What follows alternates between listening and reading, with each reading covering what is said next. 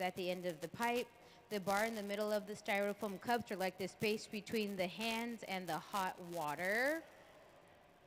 We also can see conduction happening here in the hot shop when we come over to the pipe cooler and cool those stainless steel pipes down with the cold water. The next slide is the convection of heat. So convection of heat using honey as our fluid. Convection is heat transferred by the movement of a heated fluid. The viscosity of glass changes when it's heated or cooled, similar to how the honey moved differently when it was heated in the classroom setting. And so when we go into the reheating chamber, that oven there that the lady is sticking the current pipe into, that is a really good example of convection. That oven is about 2,300 degrees, and it heats the glass up a lot to make it very malleable. So we're able to shape it. And then in the last slide is the radiation slide. So radiation using a heat lamp with black and silver cans. So radiation is the emission or transmission of energy in forms of waves or particles through space or material medium. And so here in the hot shop, we protect ourselves from radiation by using the really cool shields in front of the glory holes, or with the tools such as the paddles or a sleeve. Thank you guys so much for paying attention to the slides. Mackenzie and I will ask you all questions, so be sure to pay attention. Thank you.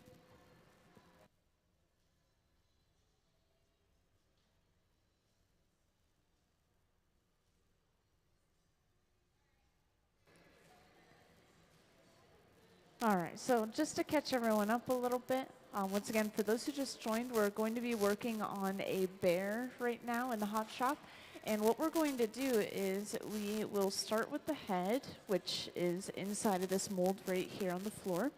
And then we will move on to the body of the bear, and we'll probably attach the two together in the hot shop. And what we're going to do is we're going to apply color this time. So we already made one of these earlier today, but it was a clear version.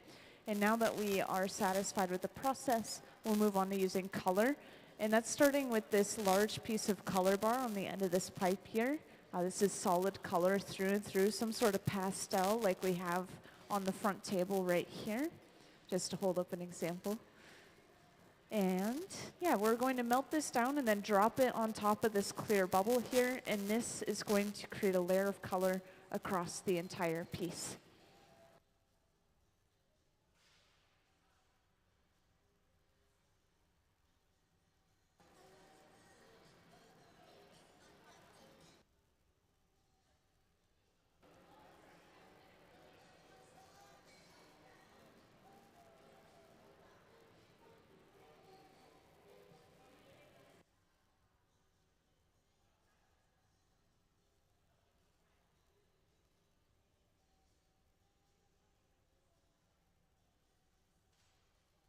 So with this color at the center bench, we just sectioned off a really small section of it.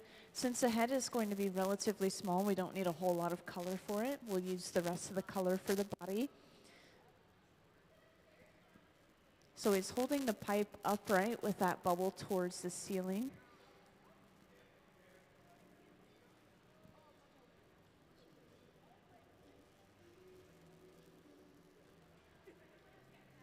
And then we'll bring that color over and literally drop it on top of the bubble.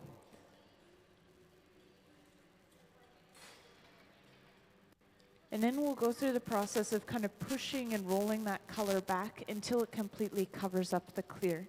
So this is how we create a layer of color across the entire piece. And once again, we do have these examples down on the front table right here. We use the same technique for these pieces.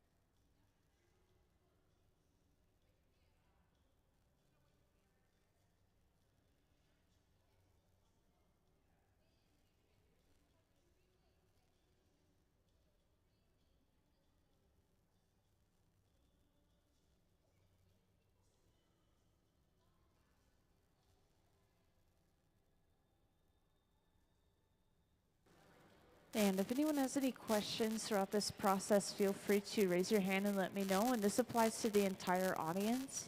So if anyone has any questions, feel free to just raise your hand.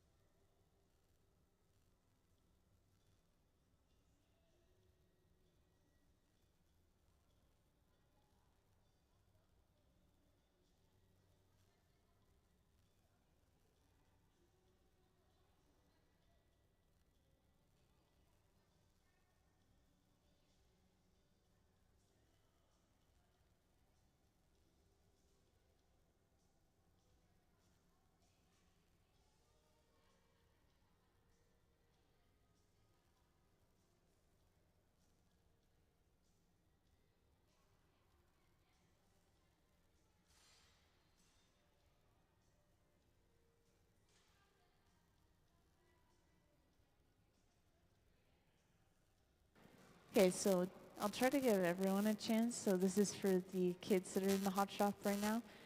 Does anybody know how hot the furnaces are? You can raise your hand to answer this question. And I think I'll start from the right side of the hot shop. So, wait, yeah, the right side.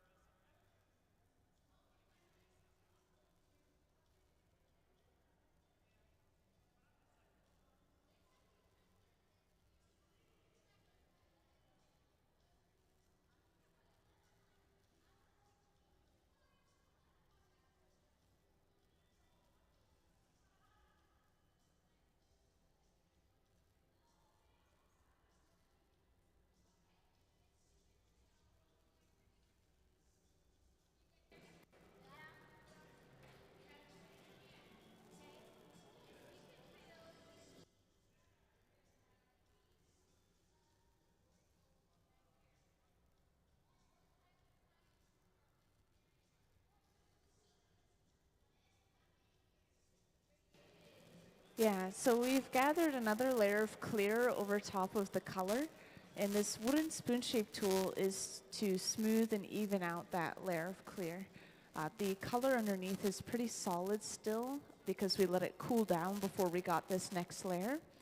And the goal of using this tool is basically just to make sure the bubble blows out evenly and that the glass is even itself.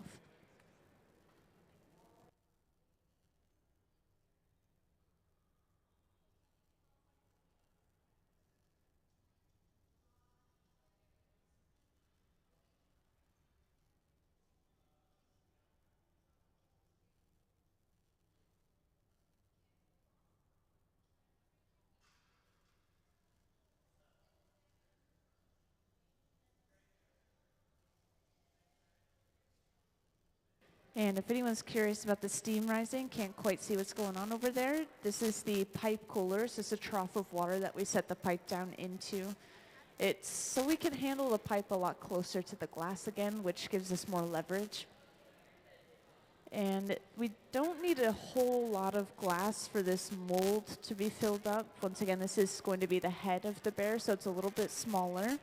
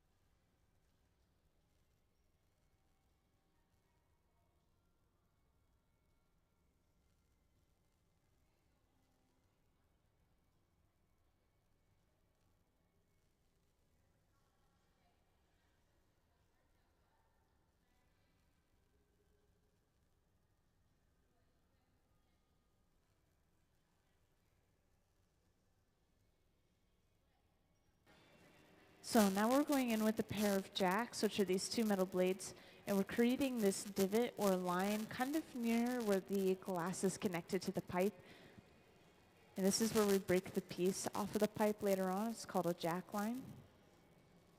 And we'll probably let this cool down, and we're going to gather one more layer of clear just over the bubble itself, not all the way up onto the pipe again like we have been doing.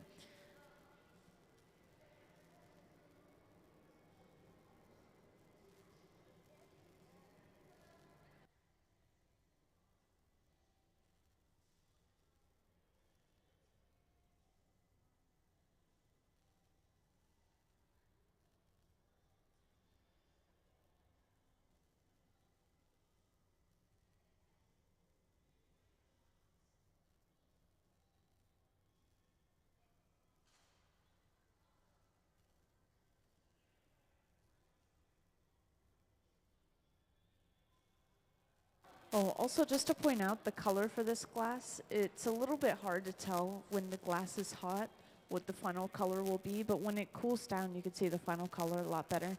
Right now it looks green, but it's actually blue. And the reason for that, does anyone know the reason why this glass looks green instead of blue? You can.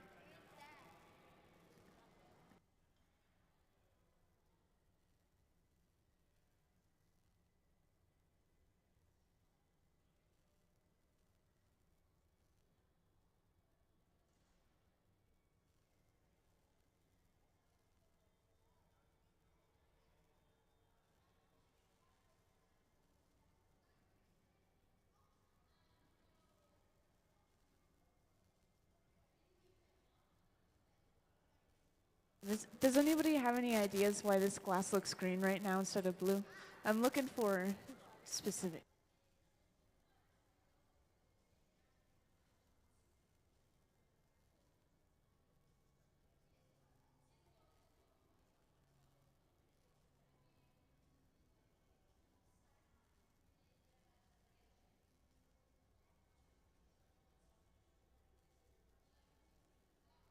Okay, I'll give you guys a hint. Think of a substance that's similar to the glass that we're working with in the hot shop.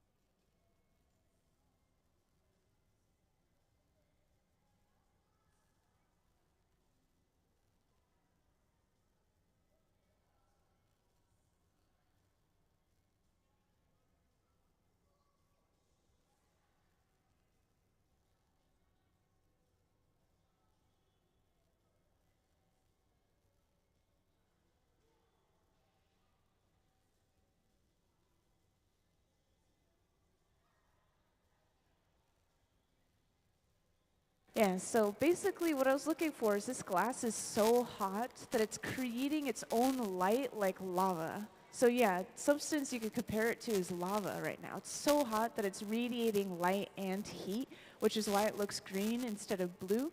So that yellow heat is mixing with the blue color, making it look green right now. I know it's a little bit tricky, but yeah, just as simple as that. It's hot like lava.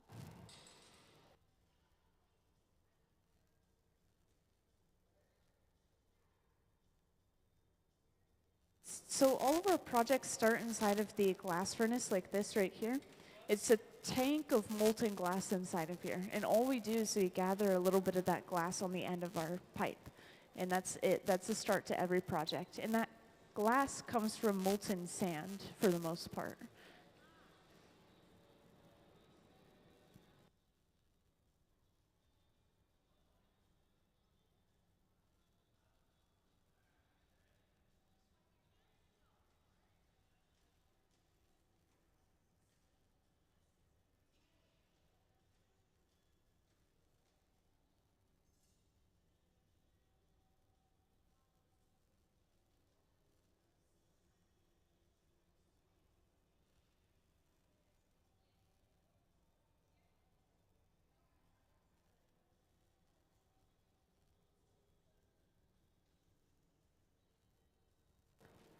So we're now using that mold down in the front here. Once again, this is a plaster mold. We're blowing the bubble inside of it, and this is forcefully pushing the glass bubble into the sides of the mold, which is giving us a really distinct shape of our bear head.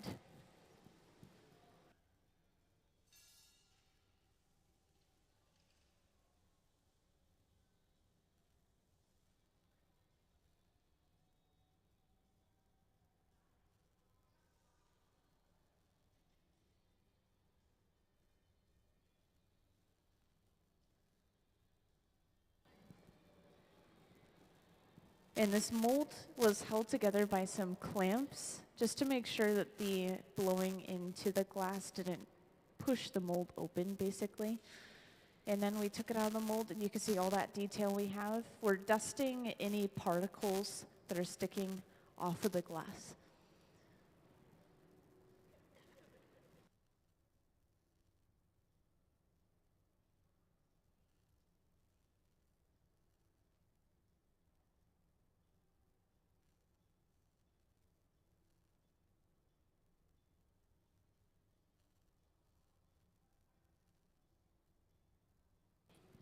So that's a complex question. The question was, what's the longest time that an art project has taken to finish, basically?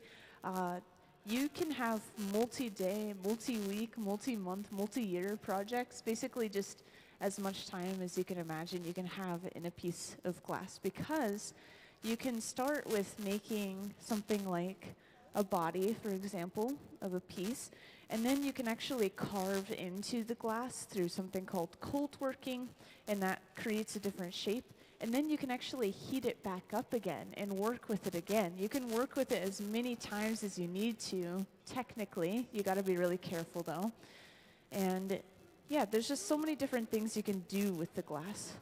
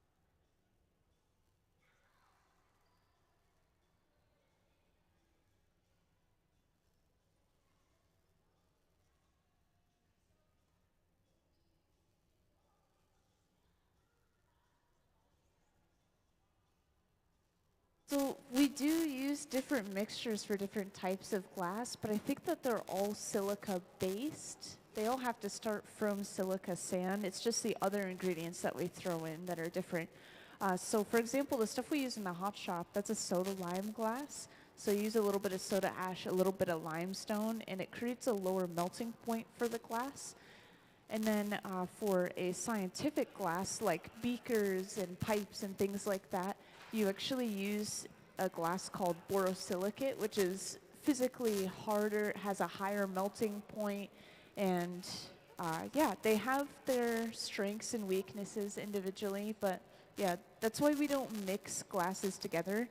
Even recycled bottles, for example, they all have different COEs, coefficients of expansion, and they will physically explode away from each other as soon as they start cooling down if you mix multiple types of glass together.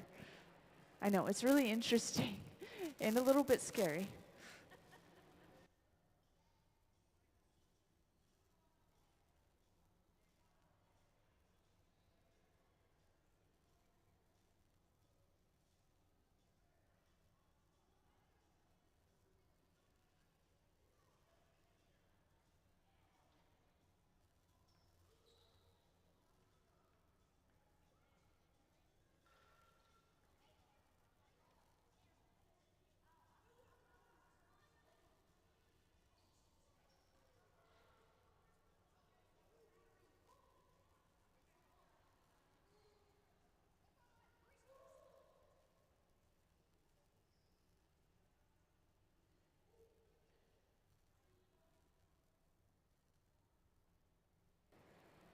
So just in case you guys are curious, we often torch the back end of the piece where the glass is connected to the pipe, especially when we're later on in the process. And this is because this area is cooling down really quickly. It's the last thing going into the furnace and the first thing coming out. So it just cools down really quickly. We want to make sure that that section doesn't crack, which can travel through the piece, or it can even break the piece off if we're not careful enough.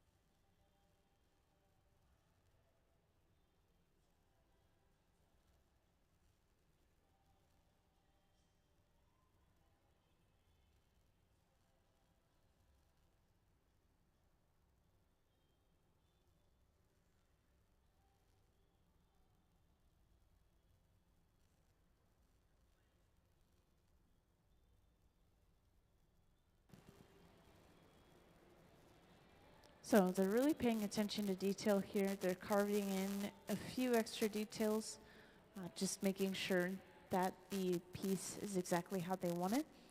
These molds, they have a pretty high level of detail inside of them, but sometimes it's hard for that glass to pick up every single tiny little line, you know. So they're going in and they're going back over those lines and deepening them.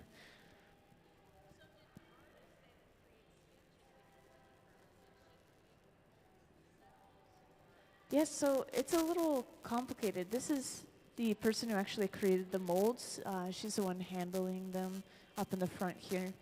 And, but yeah, they were completely based off of our visiting artist designs. They kind of worked together to create those molds, essentially.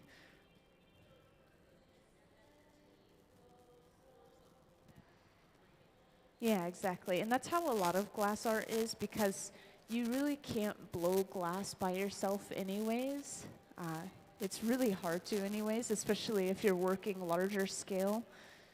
So no matter what, even if a glass blower has kind of an idea, they still have to have other people helping them.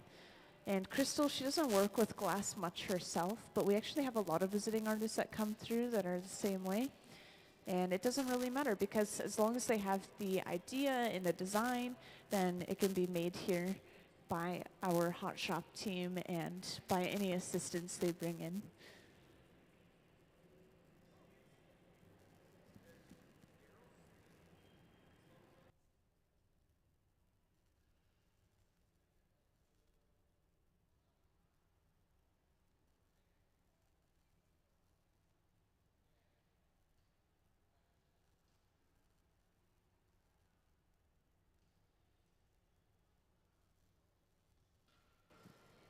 Yeah, for those who just joined in, I haven't quite shared what we have going on yet today. So once again, we do have a visiting artist. Her name is Crystal Worl, and she is the one with the purple hair all the way in the back, kind of in mostly black clothing.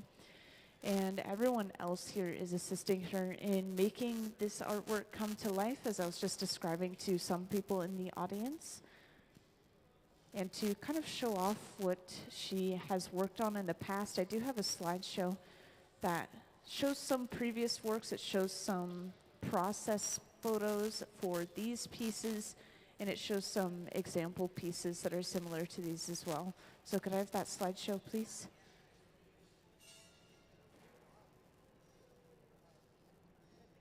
Also, just to point out, these pieces down on the front table here, these were made on Wednesday. They worked with clear glass as a prototype first, and then they moved on to using color once that was successful. And the piece that we're working on right now, this is going to end up being a bear. This is just the head of the bear. We'll make the body using the same color and then attach the two together, just like these pieces here. Also, this glass is more blue than green. It's just so hot right now that it's radiating a little bit of yellow light and mixing in with that blue color. But when it cools down, it's going to go back to closer to blue.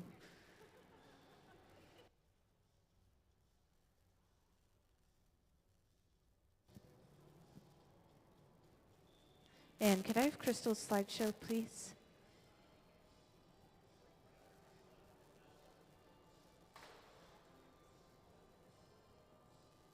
Thank you. So up on the screen, there's going to be a slideshow going. This is what I was mentioning just a moment ago. It shows off some previous works and then examples like these. This is a glass frog being made with the same process as what we're seeing in the hot shop.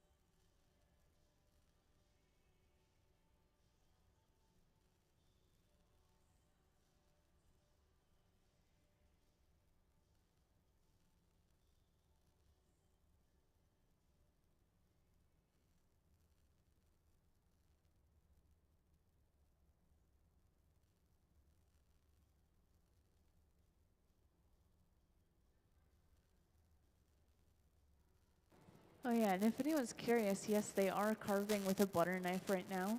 Butter knife is a pretty popular sculpting tool.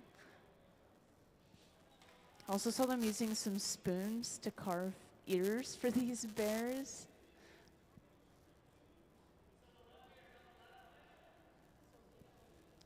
And at this point, we are getting ready to attach the ears to the head of this bear.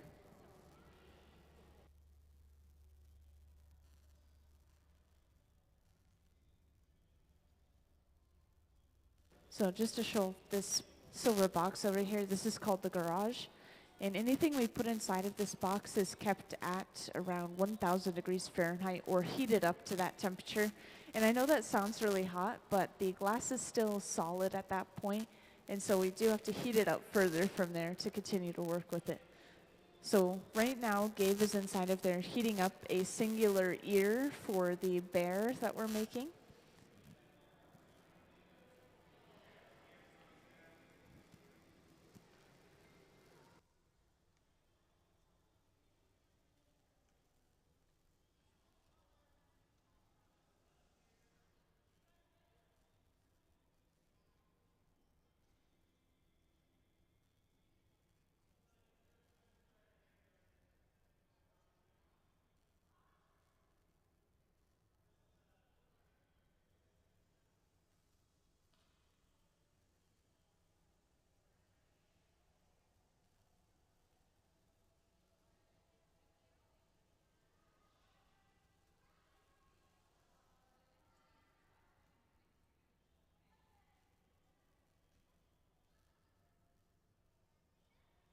So welcome into the hot shop to everyone who just joined. I mentioned to some of you guys earlier that we're making a bear right now. So this is the head of the bear that we're working on. And we're just getting ready to attach some ears to the top of this bear. So we just have the general head.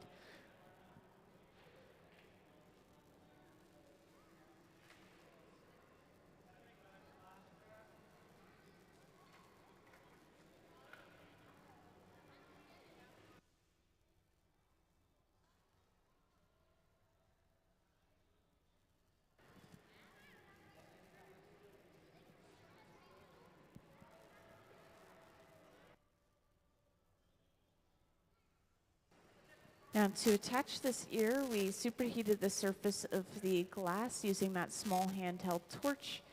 And then we bring over that ear and we kind of squish it down. We push relatively hard to attach it. And then we just break away this small pipe we use to carry it over.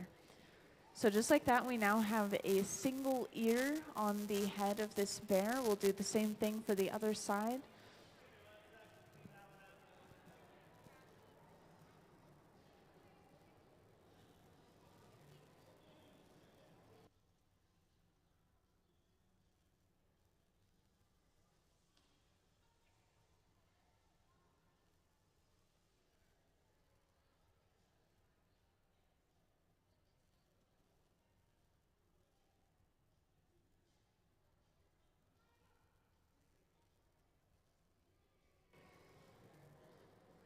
So up on the screen, I just want to point out we have a really good view of what they're working on at the center bench. So whenever they come back to the bench with that piece, you'll be able to see the ear a lot better.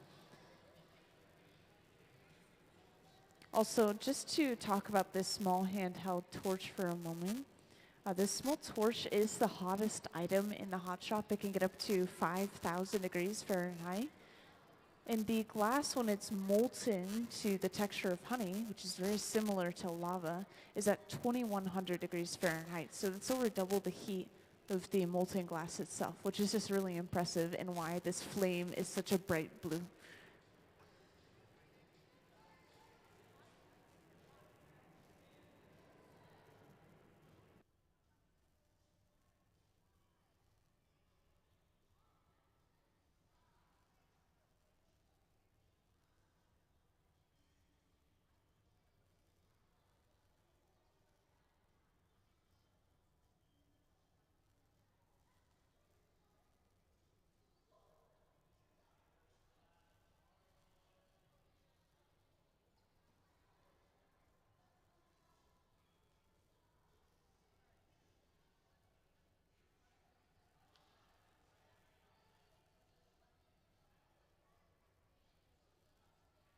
So we're bringing over that second ear now. We're heating up that same spot on the opposite side of the head.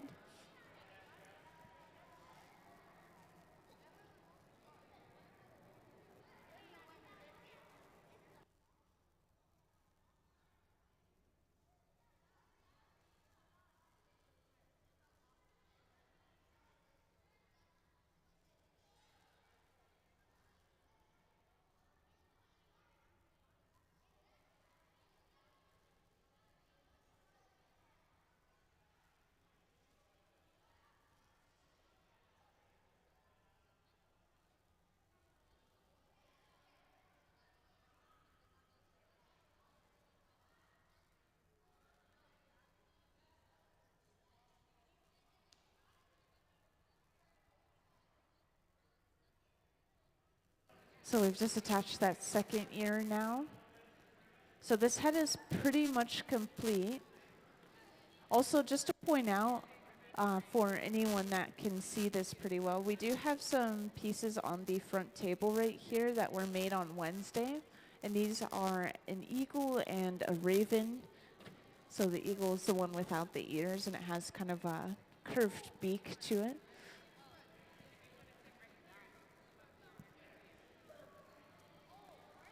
Yeah, for those who just joined in, we are working on a bear right now, so we're going to see 4 different animals during this residency this week. We're seeing a bear, a raven, and an eagle, and then also a frog. So we'll see all 4 of those animals, all made in different pastel colors, like what we have down here. These are our colors that we're using, along with others, of course. We have more than just these 2. So this piece that we're working on right here is actually closer to a blue color, even though it looks green right now. The only reason it looks green is the glass is so hot that it's creating a little bit of a yellow light to it, kind of like lava, and it's mixing with that blue color to look green, but it's actually just blue. So when it cools down, it's going to turn blue.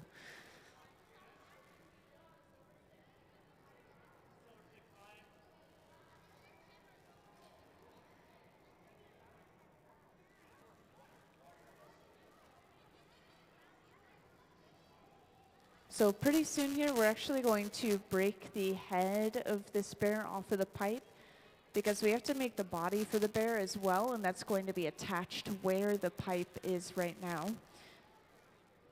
And just to point out, if you haven't seen it already, this is the mold that we're going to use for the body of the bear. So the way that we're making these shapes is we're taking a bubble of colored glass and we're stuffing it inside of the mold and we're blowing to fill the mold up. That bubble will kind of push into the mold. That's how we created the head as well. You guys just barely missed it.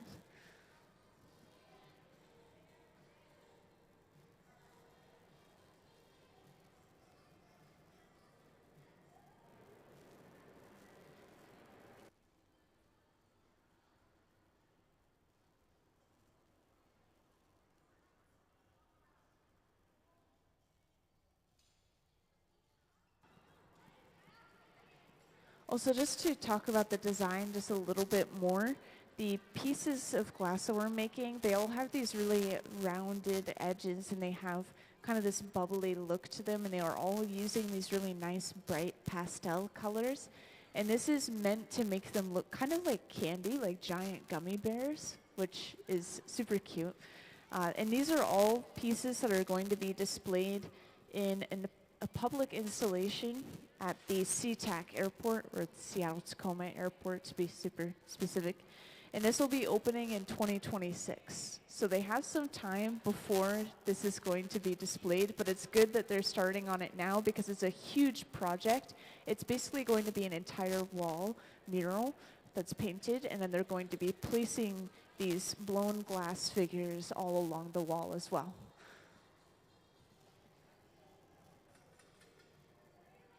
So we just attached a second pipe to the front of the head, and then we broke it off of its original pipe by applying a little bit of water and then tapping the pipe. So now we can work on the neck area a little bit, and then we'll set it aside to keep it warm when we make the body. And the place where we'll be setting it aside to keep it warm is inside of this box right here, which is going to stay at about 1,000 degrees Fahrenheit.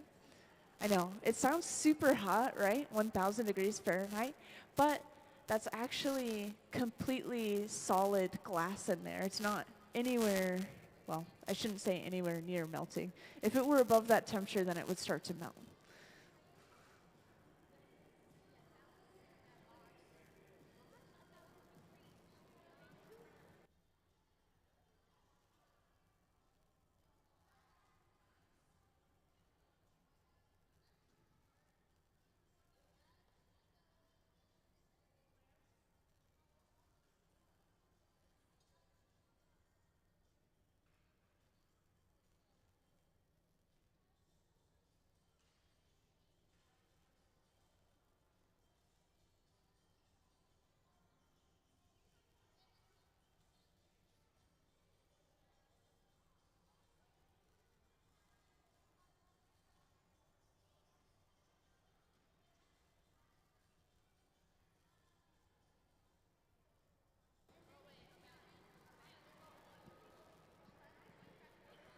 And I'd be surprised if anyone didn't have any questions so far. So I just want to mention, if anyone has any questions, please feel free to just raise your hand and let me know.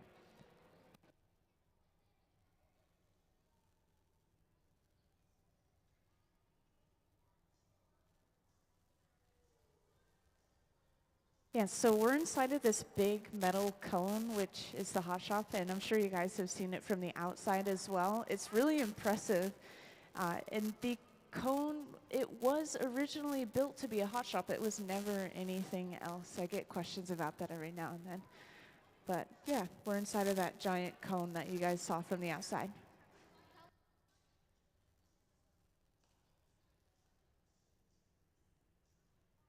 So these pieces of glass, I think they take a little bit over an hour each, which is not terrible. It's pretty short for a really nice piece of glass. And yeah, it really depends on the piece how long it takes, but these ones are about an hour.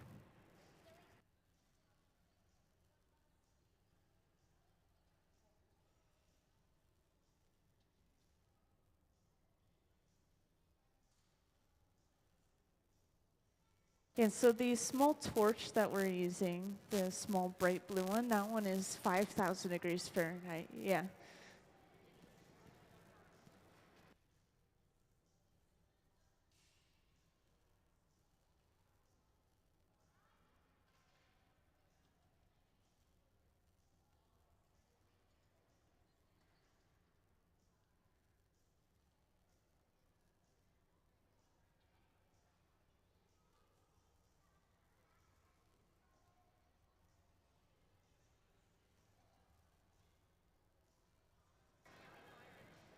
So to continue to work with a piece of glass, we have to warm it up over and over again to make it soft again. It's kind of like, well, we're melting the glass a little bit. Yeah, so the furnace makes it hot. Whenever we use the torch, that makes one specific section of the glass hot, instead of heating up the entire thing inside of the furnace. Yeah, I get questions about that all the time. That's a good question.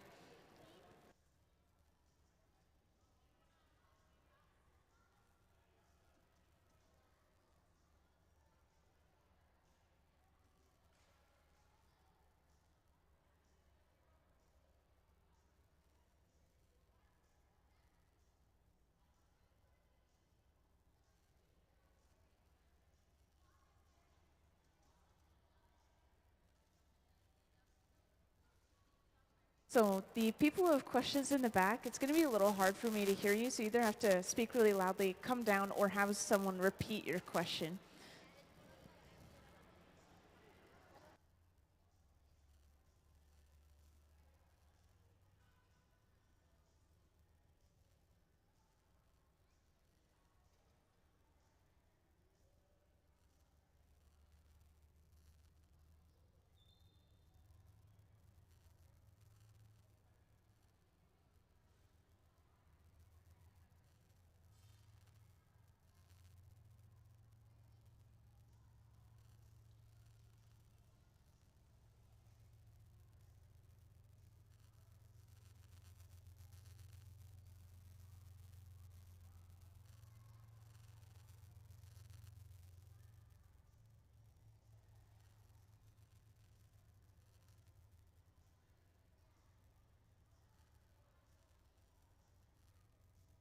So I think this is a good question to answer, so I'm going to repeat it and just kind of explain the glass furnaces a little bit more. So this is our glass furnace right here, and the question was how much glass do we use?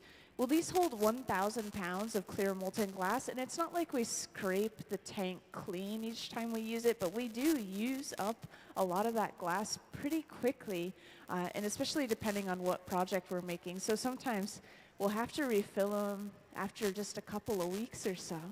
Yeah, we have a ton of visiting artists that come through here. For example, we do a visiting artist today, Crystal Worl, and she's the one in the back with the purple hair. And she's been here for 3 days now, and she's going to be here through Sunday.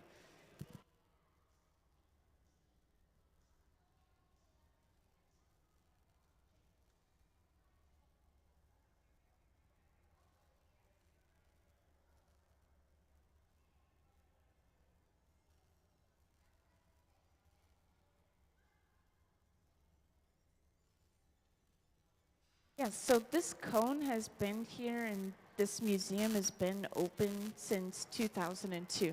So this is still a pretty new museum, you know, but yeah, this building was built to be this museum, so all of it is pretty new.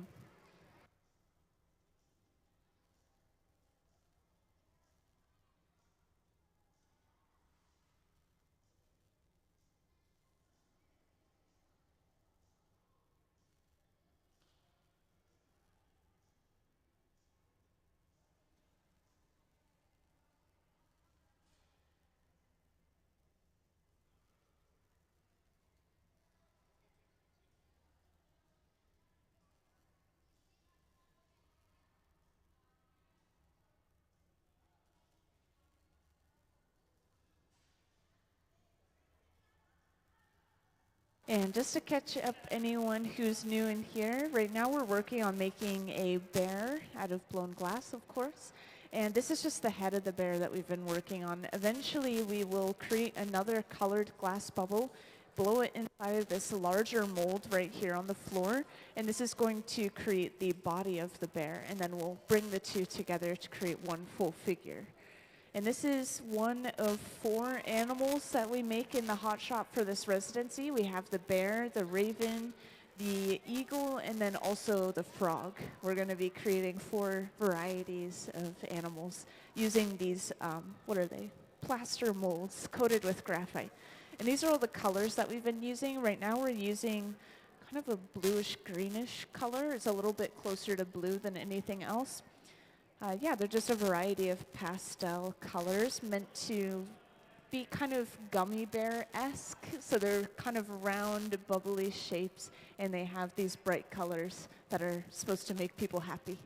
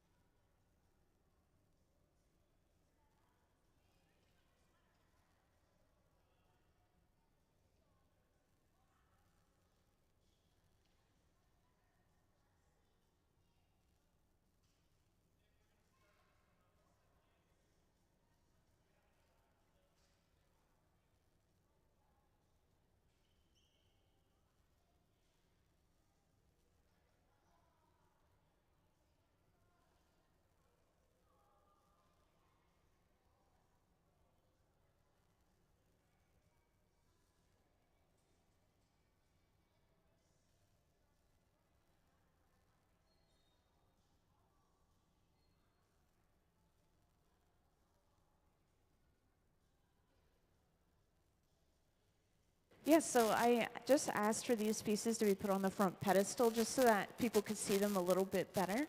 This one right here is an eagle, and this one right here is a raven. And so they have pretty different heads. They have, well, the raven has ears, and the body is relatively the same, except the eagle has a little bit more spread out tail feathers and a little bit more tail feather detail. So yeah, those are the pieces we made on Wednesday. This is a clear prototype we made, so we're just going to display those color ones for now. And we made even more pieces yesterday, but they're still cooling down properly for us to be able to display them, which it looks like they might be checking up on them right now.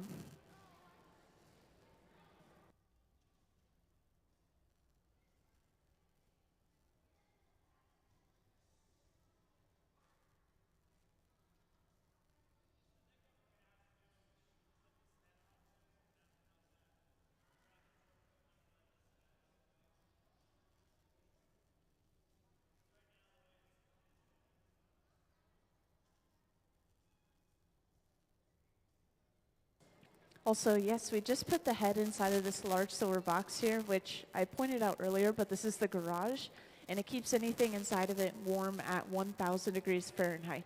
So we'll make the body while it's just kind of resting in there, and then we'll bring it back out, heat it up just a little bit, and then attach the two together.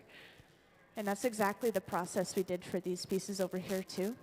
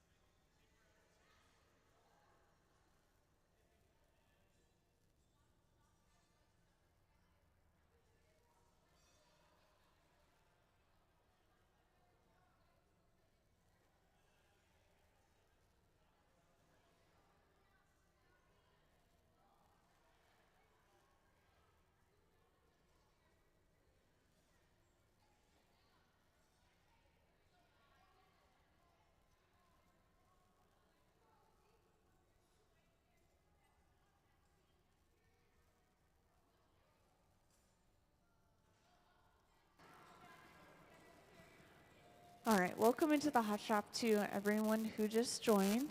And yes, everyone, don't have to be part of the middle school group to be addressed.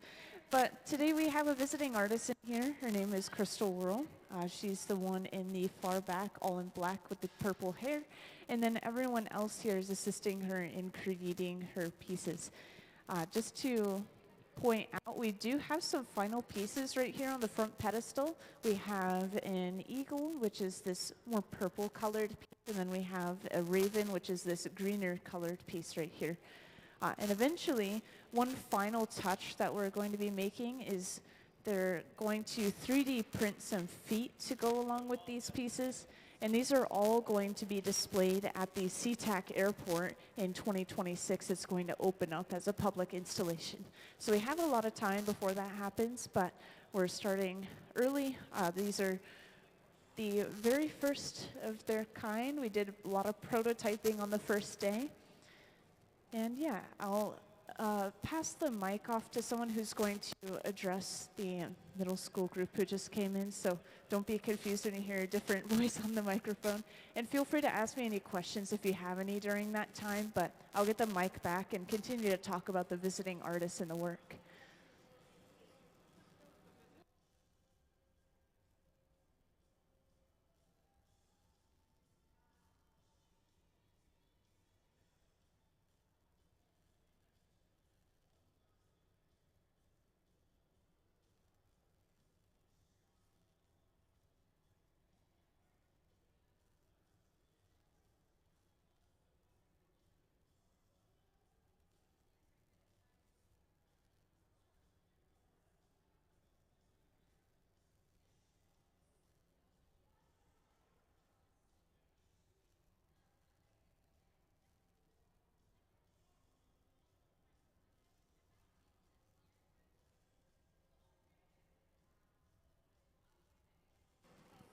So, psych, I'm going to continue to explain what's going on for a minute. So I just want to talk about our visiting artist a little bit, show you some of her previous work. So up on the screen, could I please have Crystal's artwork? Yeah, there's a slideshow that I've been showing off. And it shows off some process photos, such as these molds right here that we've been using during the residency. And then the creation of those molds, this is the sculpture initially of what they want to create out of glass, and then they create a mold based off of that sculpture.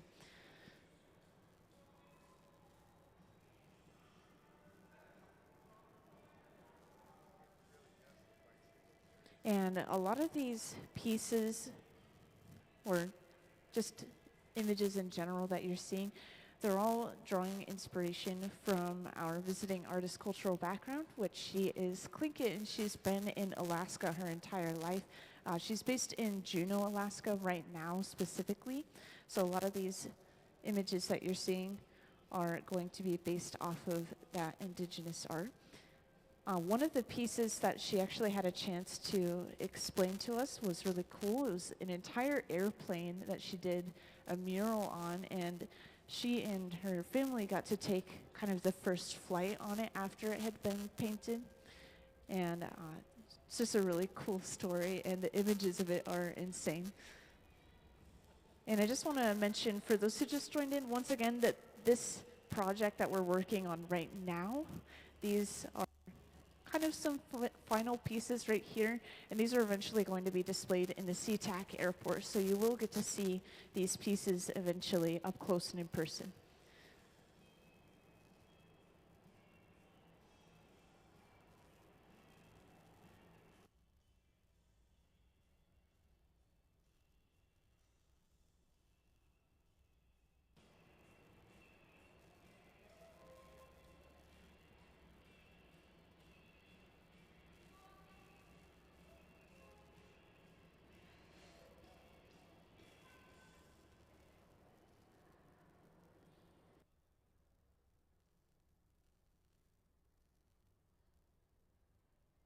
And we've already come pretty far along in our process. We have a view of the left bench right now where we have a bubble of glass.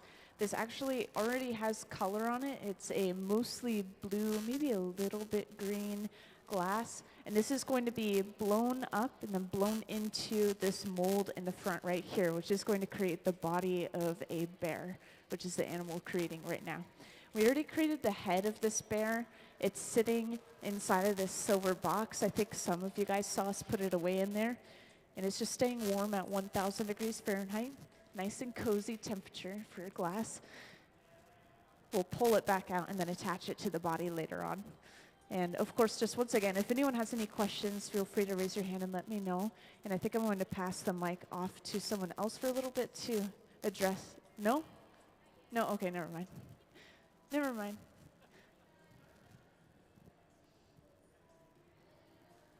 Okay.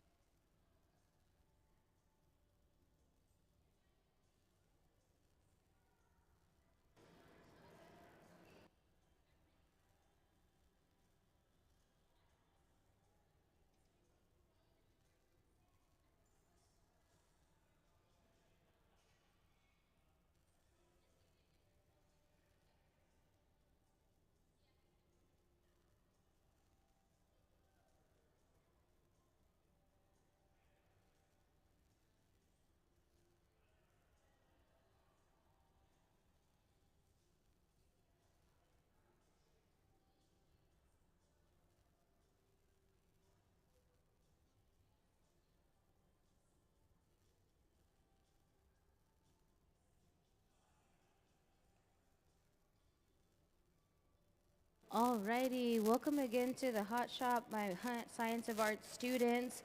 As you guys know, Mackenzie told you all about the visiting artist that we have this week, Miss Crystal Worl. You'll be able to see all the pieces that Crystal is making here, that she's designed here in the Hot Shop. At the SeaTac Airport, this is a really awesome first time ever collaboration with the Seattle-Tacoma International Airport Pilchuck Glass School, as well as the Museum of Glass. So in 2026, all of these, by 2026, this will be a exhibit or an installation that'll be able for you and your family to view. It'll be in Concourse C, so look out for her work. We're gonna now go over your Science of Art in Class lesson. When I go over this lesson with you all, just to give you an update on what it is that you learned in your classes, be sure to pay attention to the questions that Mackenzie and I have for you, and then I'll get you guys some prizes. So if you answer the question the right way, you'll get prizes, and you have to raise your hands to answer the questions. So let's go over the first slide. We have the conduction of heat through an aluminum bar. So here in the hot shop, the glass at the end of the rod will be similar to the left side of the, or the right side of the diagram there where the hot water's at. The steel bar in between will be similar to the aluminum bar between the two styrofoam cups, and the water at the end of the left side will be like the hands at the end of the pipe. Here in the hot shop, we also use conduction to cool down the items, such as like when the pipe gets too hot, we'll bring it over to the pipe cooler to cool the pipes down with the cool water. And then the next slide, we'll have the convection. Convection of heat using honey as our fluid. And so we will see convection in the hot shop when we go into the reheating chambers, as the man there on the left side of the hot shop is doing now. We'll go into the reheating chamber to get the glass nice and hot. It'll make it a bit more malleable. It'll change its viscosity. When glass is heated or cooled, it has the ability to change the movement. When we heat it up, it moves faster. When we cool it down, it moves slower. And then our last slide will be radiation. So radiation is our last slide, as you guys did in the classroom, radiation using a heat lamp with black or silver cans. You'll see in the hot shop, we'll use different types of tools to protect ourselves from the radiating heat. Those reheating chambers sit at and rest at about 2,300 degrees, and so they're very, very hot. We'll use paddles to protect ourselves while we're working at the bench, and the big silver shield in front of the glory hole there will also protect us from any sort of heat. Thank you so much, Hunt Middle School students. I'm going to come around and ask you guys questions. Mackenzie will have some questions for you also. Raise your hand to answer the questions and get prizes from us. Alrighty, thank you.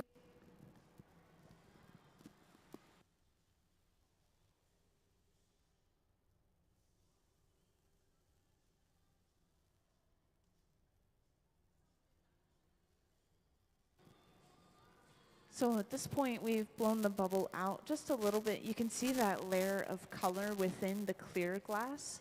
It's really just this thin layer of color. It's sandwiched between many layers of clear. And we will gather one more layer of clear on top of this even, except this time when we gather, we're only going to be adding the glass onto the bubble itself. We're not going to be gathering past that divot we just created. And this is to make sure that that area where the glass is on the pipe doesn't get so thick that it doesn't fit inside of the opening of this mold anymore. We're just being a little bit careful. And then we will see them blow it up just a little bit more, heat it up, and then we'll go right for this mold. So from here, it goes pretty quickly. And once again, this is the body of the bear that we've been working on so far today.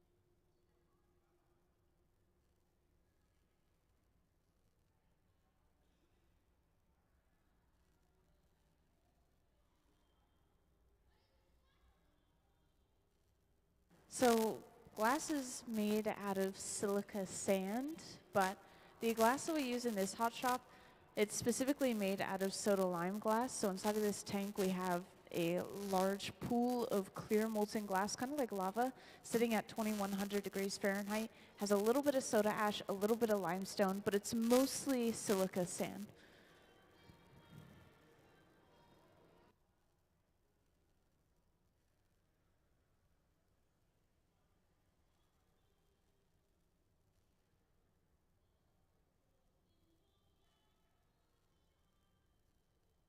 We have a very, very specific mixture that we melt down. We get the mixture shipped in sand form, and then we just melt it down inside of the furnaces. Yeah, all good questions, but we just want to make sure not to mix any different kinds of glass together, otherwise the pieces can end up breaking, actually, which that would be really bad.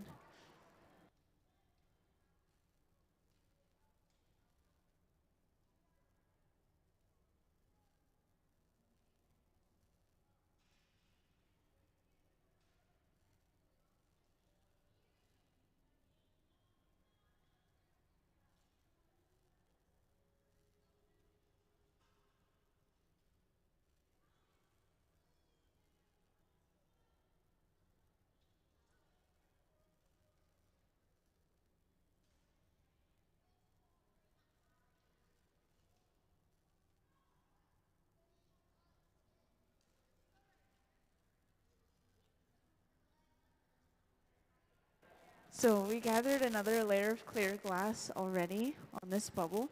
We're heating it up a little bit further.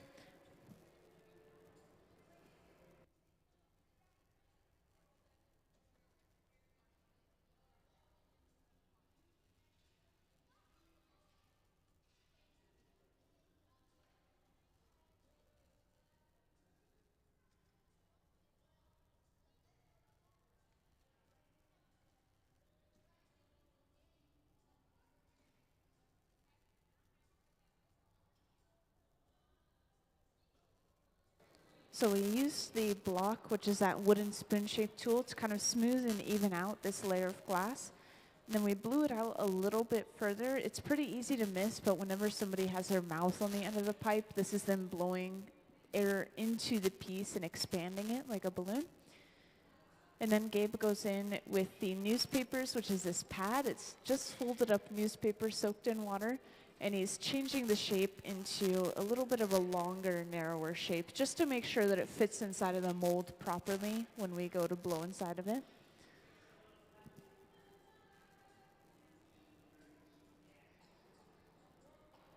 And then we'll have some people stand by at the mold. We're getting ready to blow the glass inside of it. So we have multiple clamps that are set up around the mold itself to hold it together. When we blow, then it doesn't blow the mold apart or anything like that. So this is the moment of truth. This is the first time we are making a colored version of this piece right here.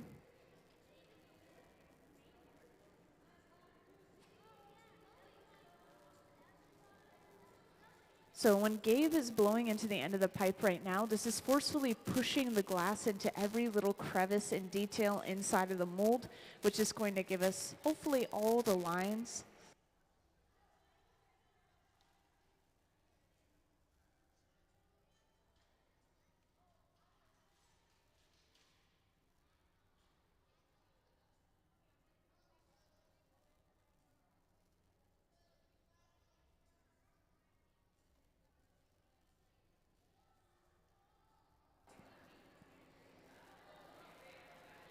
So just like that, we've come out of our mold, and we're just lightly flattening the bottom before we continue to move on.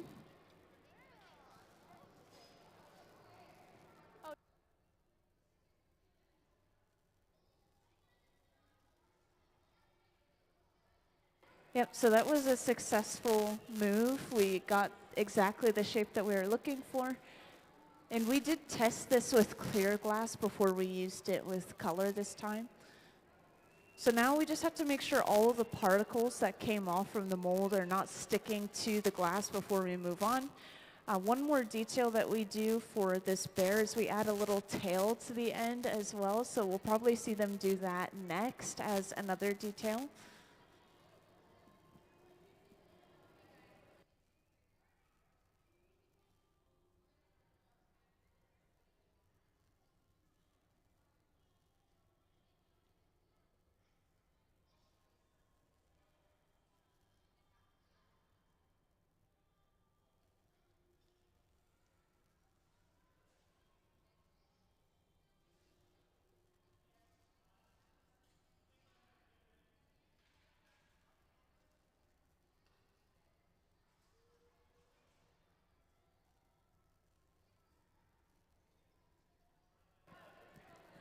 So when we came out of the mold, because this mold is pieced together in 3 parts, we have these seams that run along the side and also the back of the piece. So we're just heating up those seams right now, and we're going to lightly flatten it, just make sure that it's as hidden as possible before we move on. No big deal.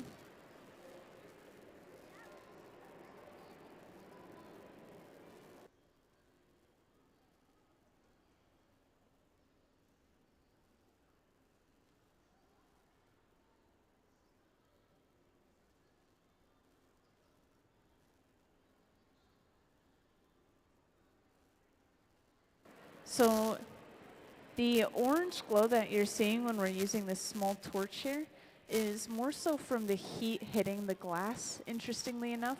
But this small torch that we're using, it basically is like a little lightsaber. It's super, super hot. It could get up to around 5,000 degrees Fahrenheit.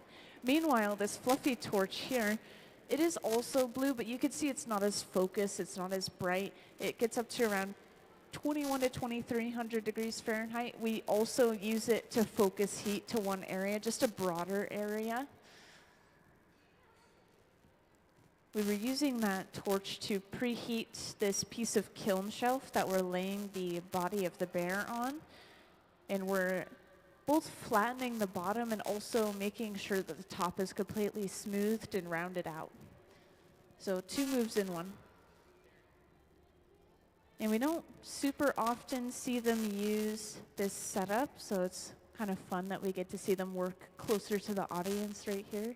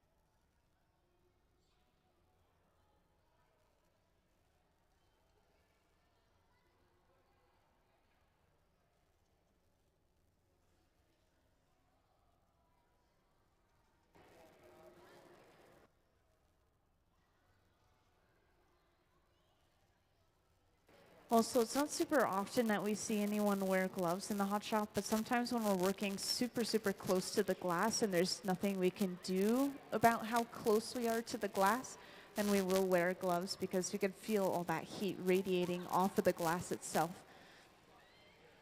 Which, by the way, this piece of glass, once again, this is supposed to turn out more so blue, but it looks a little bit green right now because the glass is so hot that it's emitting a little bit of yellow light as well as it just being blue. Those colors are mixing together to create green. But when this cools down, it's going to turn out the color of these little scraps on the ground right here, which is like a really light kind of baby blue.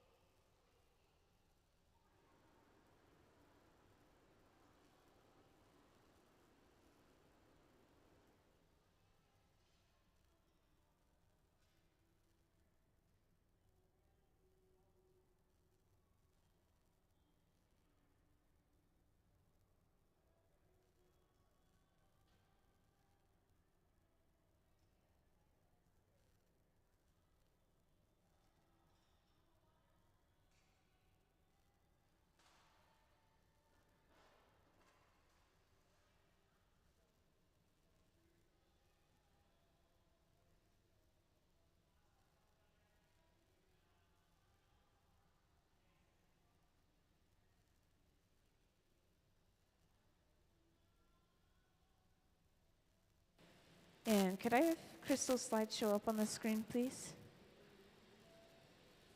So for those who haven't seen it yet, there's going to be a slideshow up on the screen showing off some of our visiting artists' artwork. I'll make sure to point out and kind of talk about these slides. These are some frogs that they made at Pilchuck using these same techniques that you're seeing here. Crystal does work mostly in two-dimensional art, such as murals and such as these designs here.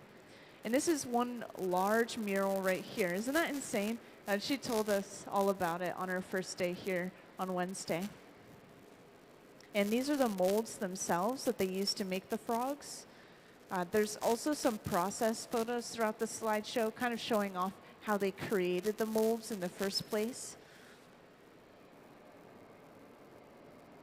And this is the inspiration photo that you guys were looking for right here.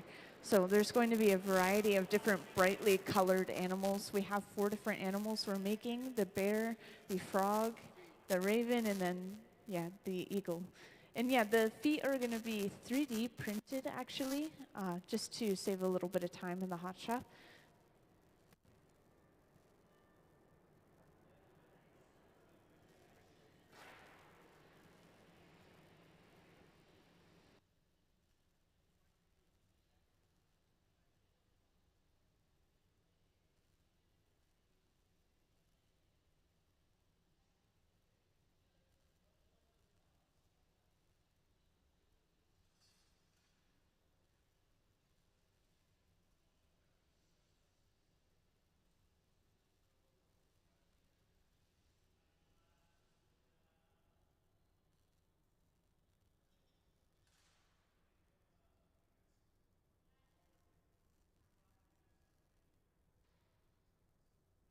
Thank you.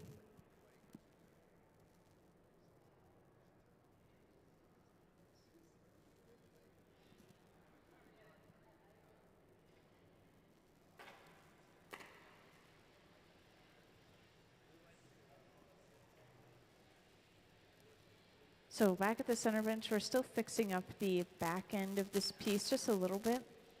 And eventually, once again, we will be attaching a tail to this section of our glass. And this is just going to be one large clear bit of glass. It's just going to be clear, as a lot of our details are.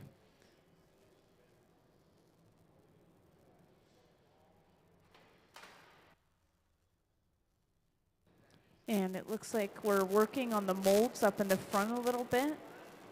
They have been having to correct them after each use just because they are plaster molds. They do break apart just a littlest bit when we blow glass inside of them. And then they also respray them with the graphite spray.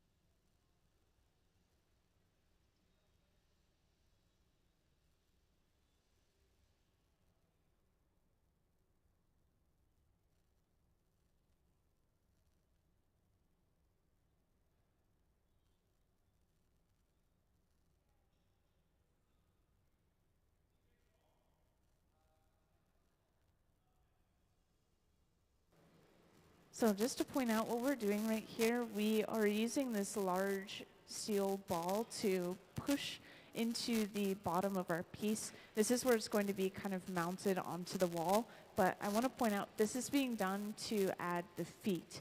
And the feet have these sort of balls on the end of them, and then we are creating a socket by pushing this ball into the glass.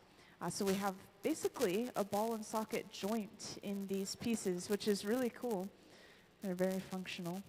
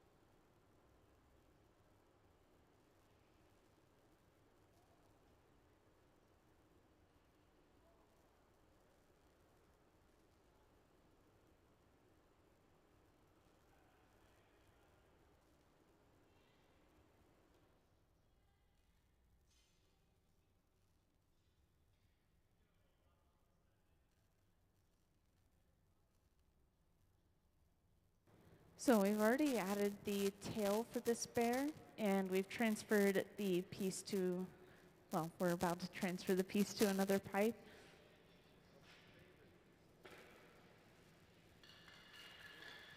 And the purpose of transferring the piece to another pipe is just to get access to the other side of the piece. So we need to attach the head where the pipe is currently.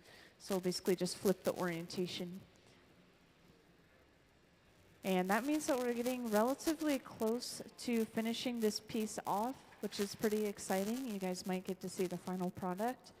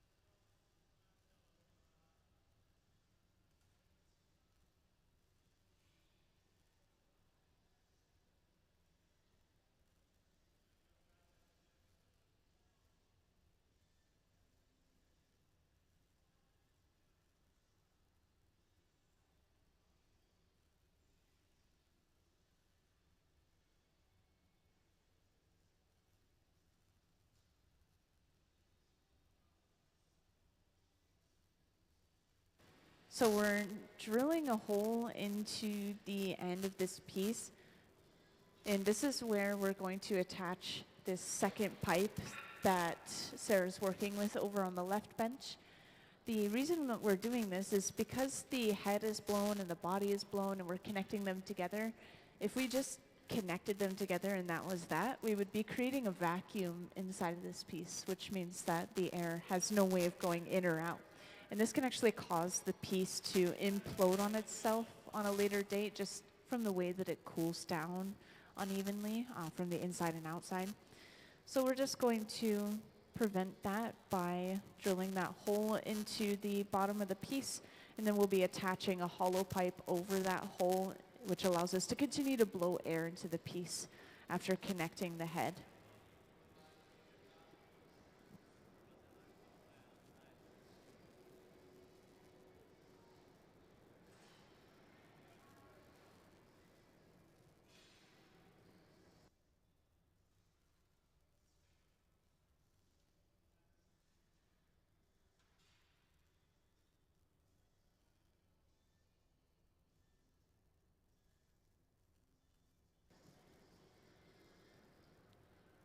So we've just brought over this hollow pipe.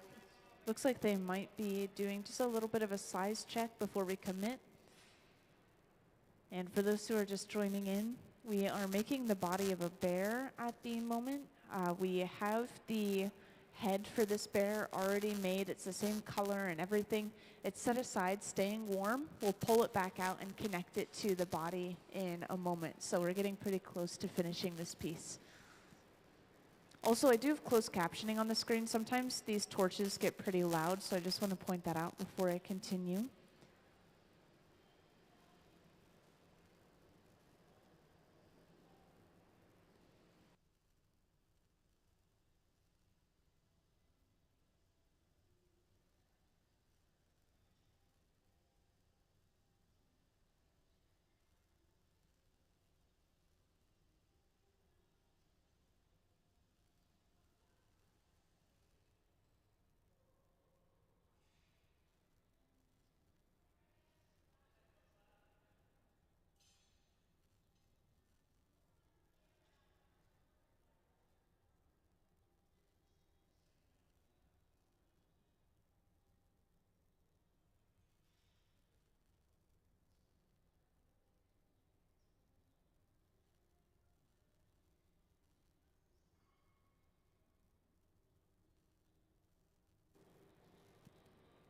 So for those who just joined in, we just drilled a hole into the bottom of this piece, and we're now attaching this clear, essentially tube of glass over top of that opening, which is going to allow us to continue to blow air into the piece even after breaking it off of the pipe that it's on right now.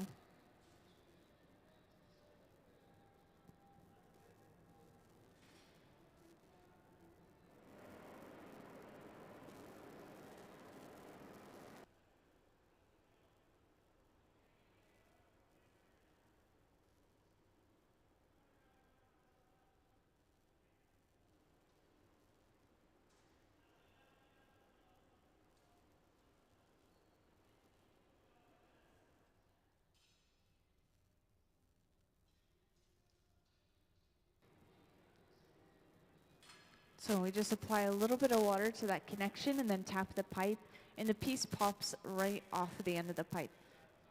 And just like that, we've basically flipped the orientation of the piece, so now we have access to the side of the bear that we want to attach the head.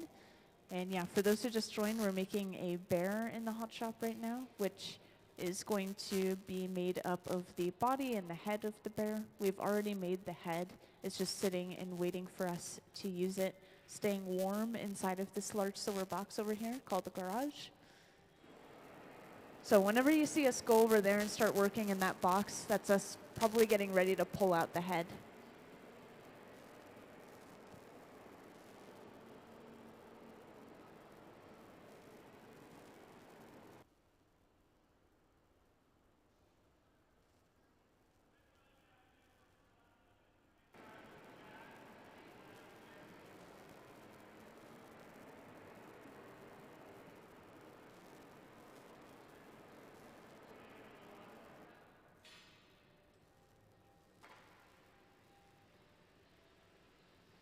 And since a couple of new people have joined here and there, I just want to point out our visiting artist is the one who's on the far right with the all black clothing, purple hair, and her name is Worl.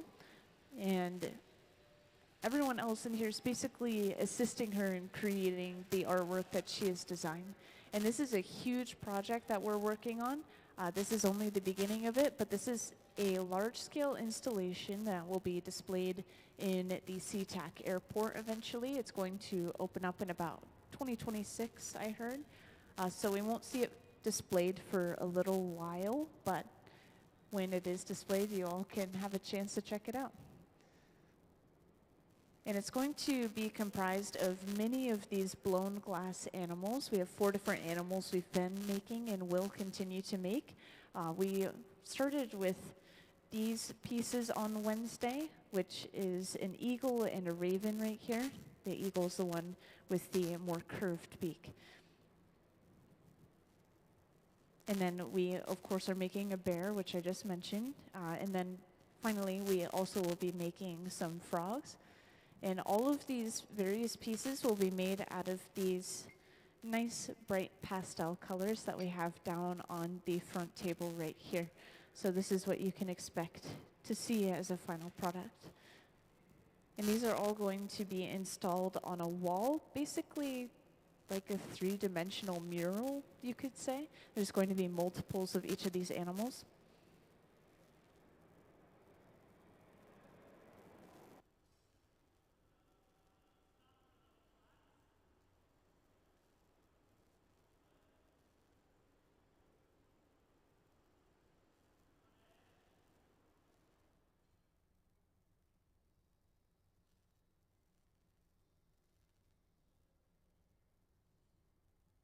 So we're sectioning off basically the neck. This is all just excess glass that we're going to be cutting off.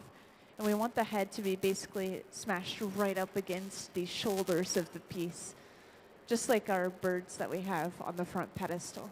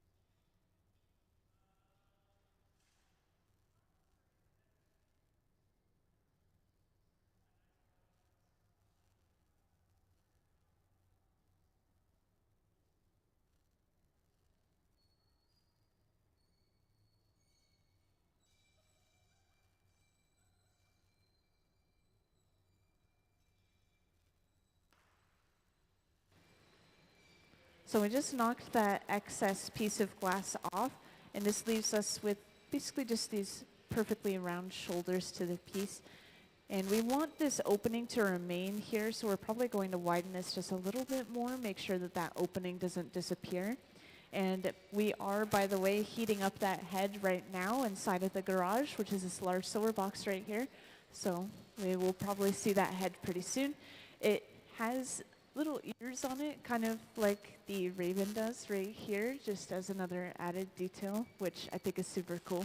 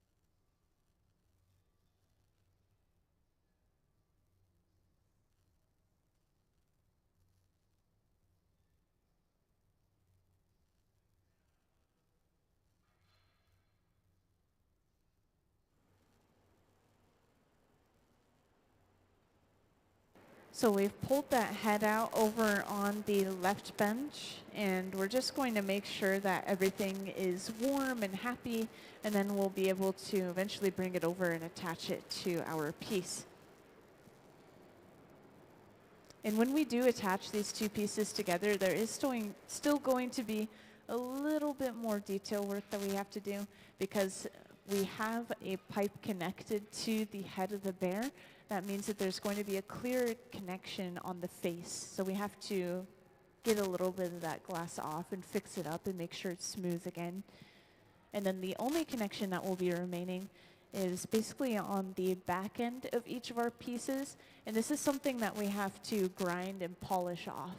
And that happens with a lot of pieces that we make in the hot shop. Basically, no matter what they are, we usually have some extra cold working that has to be done.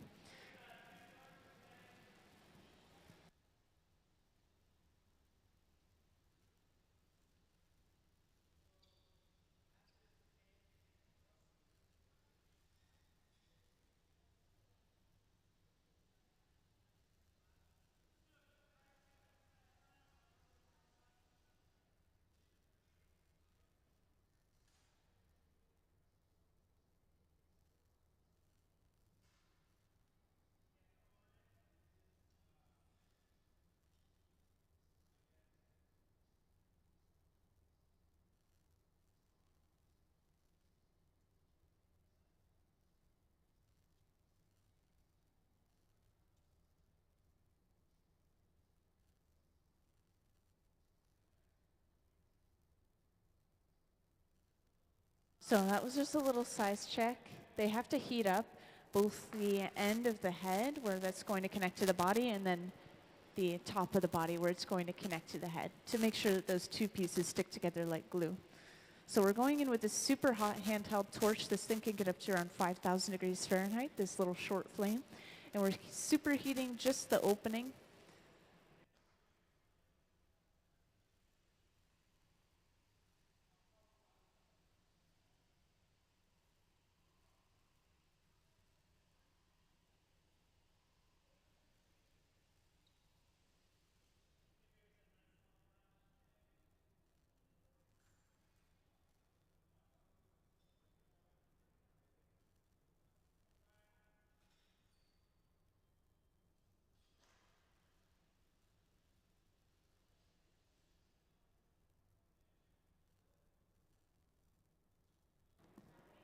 So after heating up those connections, we've come over with that head, and we'll simply press the two pieces together. And we're applying a decent amount of pressure here because we want the head to push into the body a little bit. And after that's done, they break away this smaller pipe that they use to carry the head over.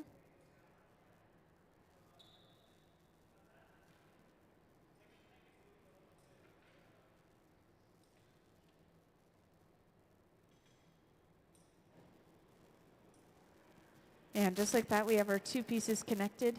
And I just want to mention one more time that the head is hollow, the body is hollow, and then we also have an opening in the body that is connected to the pipe. So we should be able to continue to blow into this piece now that we have the two pieces connected, which is really helpful to kind of smooth out everything and make sure that all of our details are in place.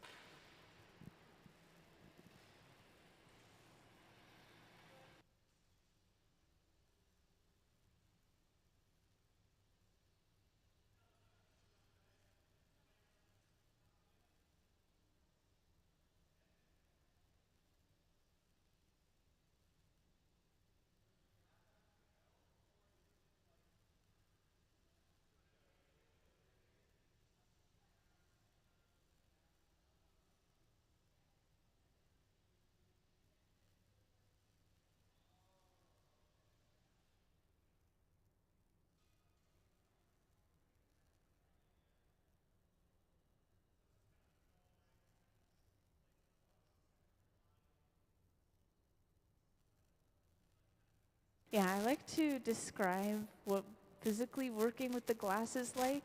And the glass, when we're working with it, is kind of like a taffy or a putty texture. The most molten that we work with in the hot shop is maybe a honey texture. But right here, most of the glass is pretty solid. You can see if we're holding it still, it's very, very slowly dropping towards the floor. Gravity's just pulling it down. But yeah, the glass, whenever we're cutting it, stretching it, shaping it, you can kind of feel that taffy texture through the tools, interestingly enough.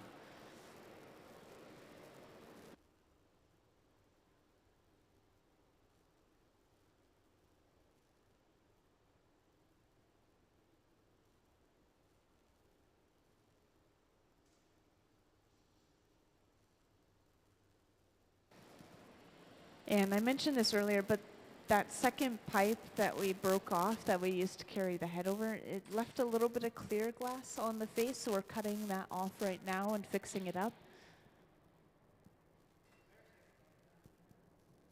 Hi.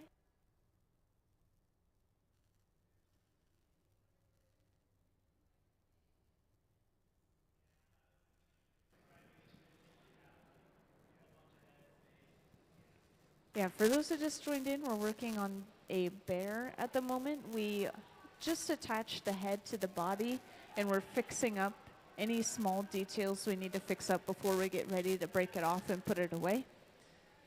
And kind of as a final touch, you notice that all these pieces, they don't have feet yet, or hands or paws, whatever they are going to have. But these are going to be attached on a later date, and they're going to be 3D printed, actually, just to save a little bit of hot shop time. And the way that they're doing this is they've basically created ball and socket joints in these pieces, which I think is super cool. So they've gone in and they've created all these little divots, which you can actually see on the bottom of this piece right now. That's the underside. And then these 3D printed feet, they have these balls connected on the end of them, which then they just put into those joints.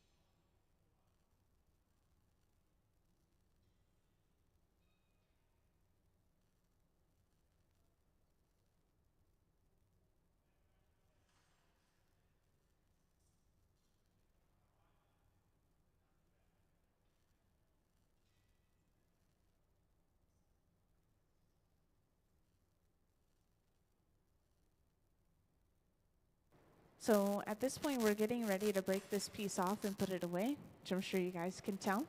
So we're going to heat up this area where the glass is kind of connected to the pipe, and we're also going to heat up any weak, quote unquote, weak sections of the glass, which is where we've connected any pieces together or any small or thin pieces of glass, just to make sure that everything's staying around the same temperature, which we want it to be around 1,000 degrees Fahrenheit. And then we have somebody who's suited up with these Kevlar gloves and this face shield. This is going to allow him to pick up this piece of glass off the end of the pipe and then put it inside of an annealer, which we are using this large box over on the left wall to cool this piece of glass down.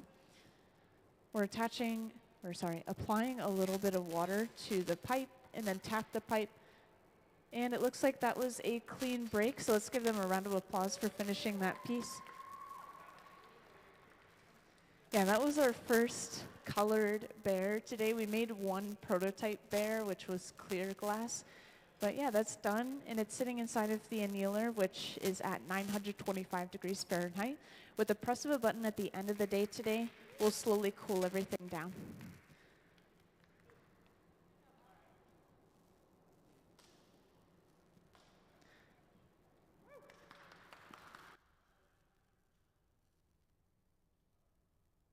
So I will check in and see what we're up to, but I think that they'll probably call it and take lunch just 10 minutes early. We usually take lunch between 1 and 2.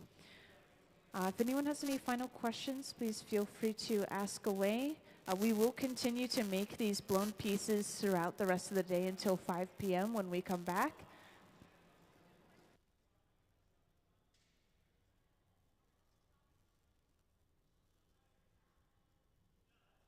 So there's technically multiple ways to get a matte finish on a piece of glass. You can sandblast the surface of the glass, or you can acid etch the surface of the glass, or just kind of buff it in any sort of way, whether it's using a wheel or sandpaper. But the most common way is sandblasting, and then less common is acid etching.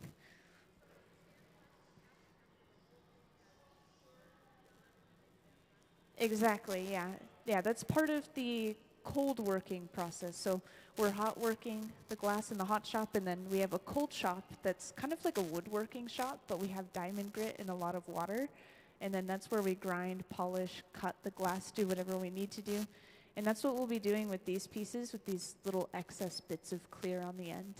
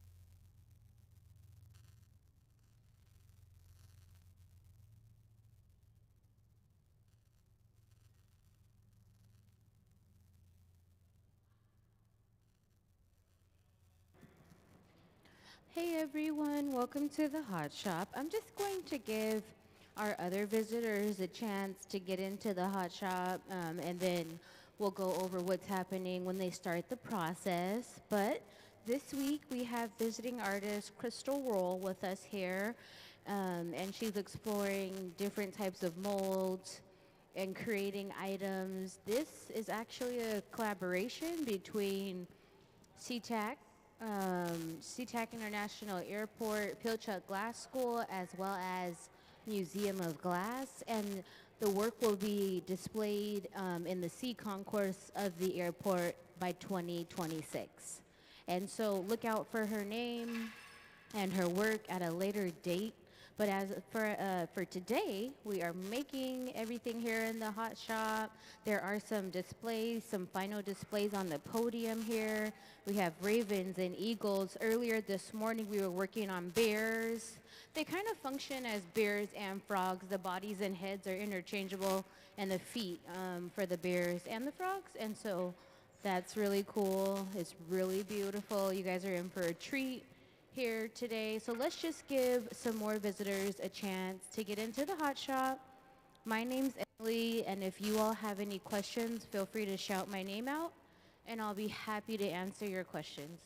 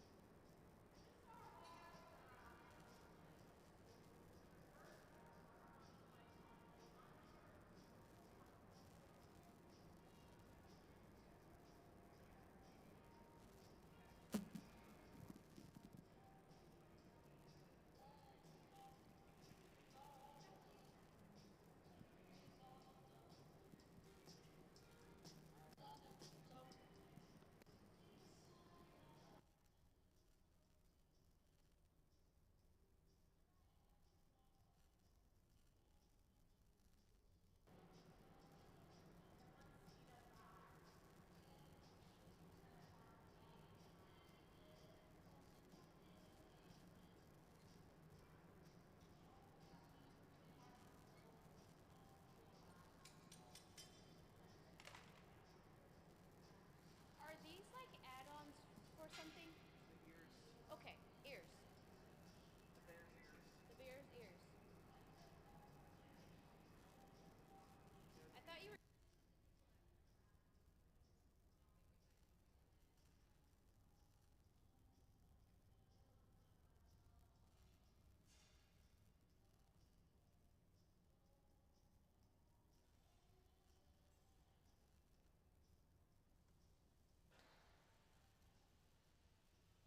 Alrighty, so on the far left of the Hot Shop, we're prepping some bear's ears, and it's just an additional piece of glass that we want shaped properly, so we make it and we add it into the process later.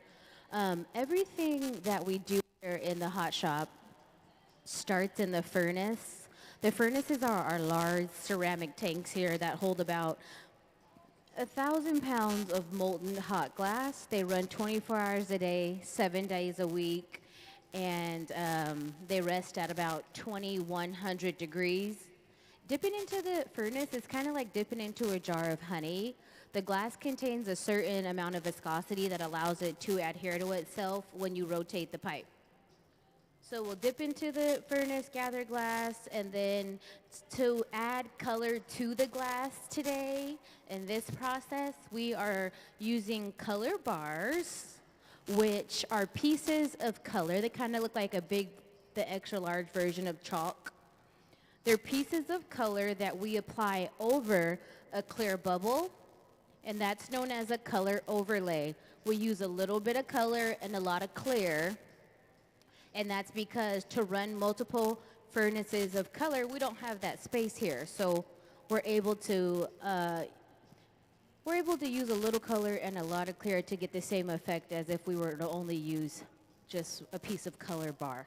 So we're doing a color overlay in a moment. We'll get to that point in the process. Once again, our visiting artist is Crystal Worl. She is an indigenous Native American artist from Juneau, Alaska. She works with many different mediums, multidisciplinary artist. Her work has been applied to one of the, I want to say Alaska airline airplanes. And a really fun fact I learned this morning was her family was the first family to actually fly in that plane as well. I'll show you more about her. Oh, well, can we please see some of her past works?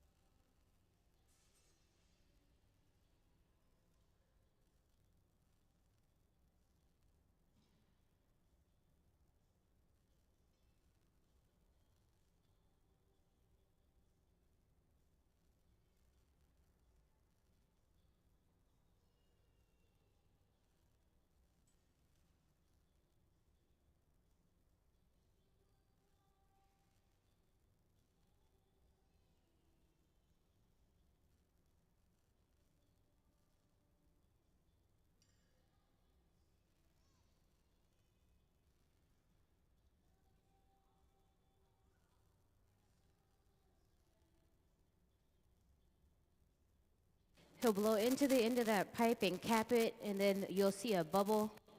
The bubbles will start off super duper small, and as we go through the process, they grow rather quickly. The more glass that we gather, the larger we can expand the bubble out.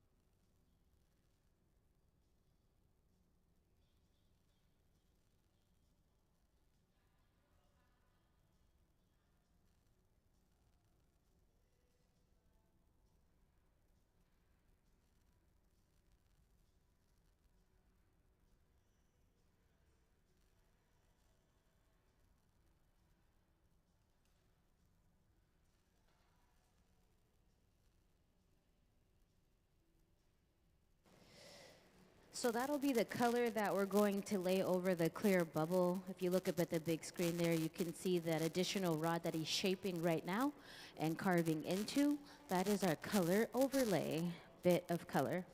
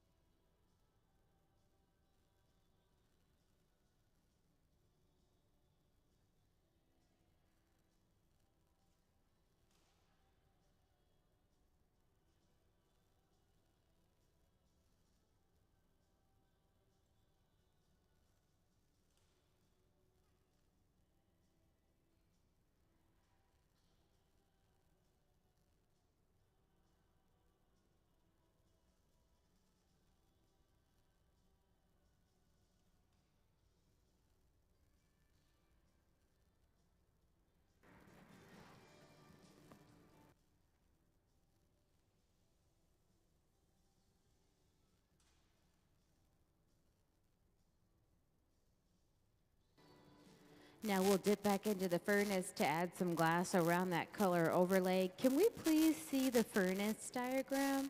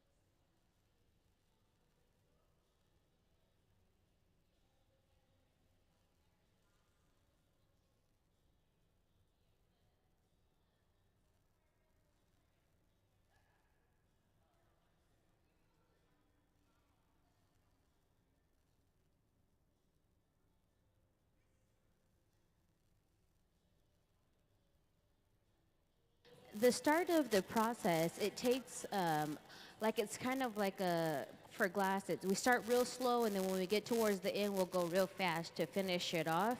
But that's because we want to be set up for success. So when we get towards the end, we're able to have a really good final result.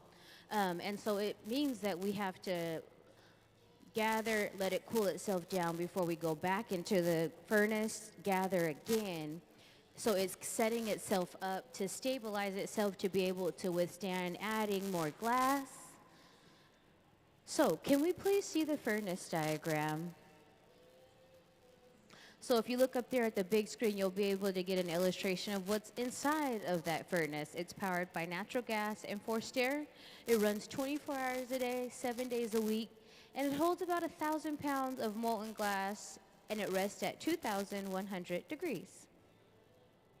When he goes over there to the pipe cooler, it's just to cool the pipe down. Stainless steel is not the best conductor of heat, but it will start to accumulate and heat up as we continue to dip into the high temperatures. Thank you.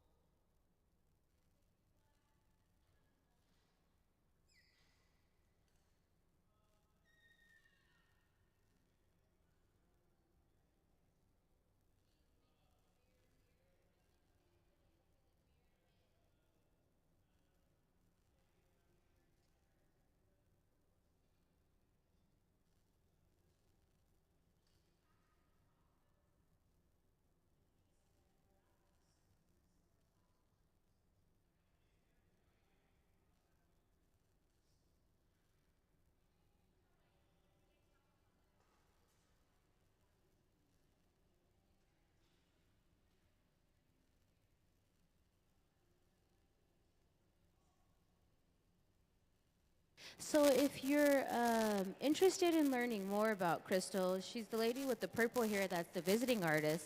Sunday at 1 p.m., she will have an artist talk, and you don't have to be here, but you're more than welcome to come back to learn a little bit more about Crystal, or you can get online to museumofglass.org and you can go to the Hot Shop tab, and we have a live stream, so you're able to watch anywhere you are at any point in the day. And you can watch what's happening here in the hot shop.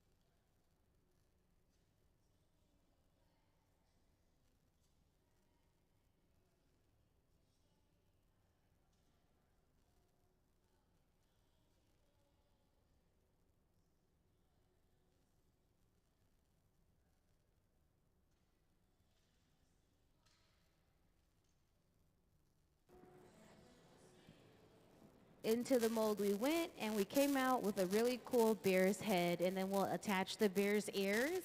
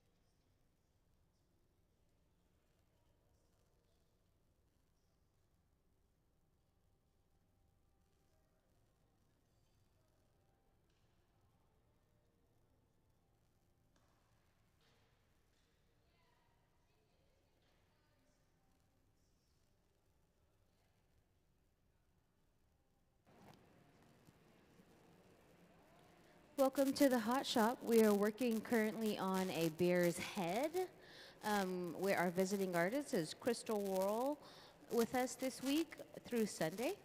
And we're exploring different ravens, eagles, bears, frogs, I believe are the four animals that we are making here in the hot shop.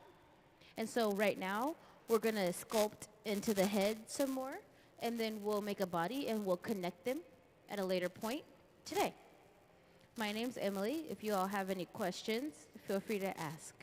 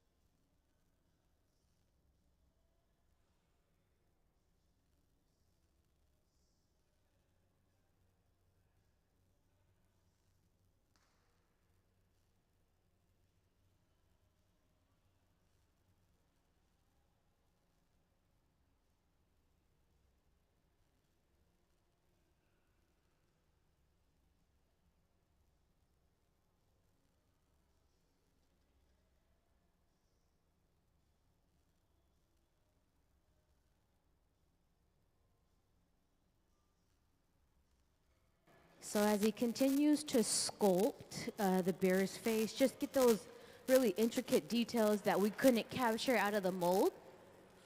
It's really important that we keep the moil nice and hot. We want that connection to the pipe to be happy and hot all the time, nice and warm, because that's how we're able to continually work in and out of the reheating chambers.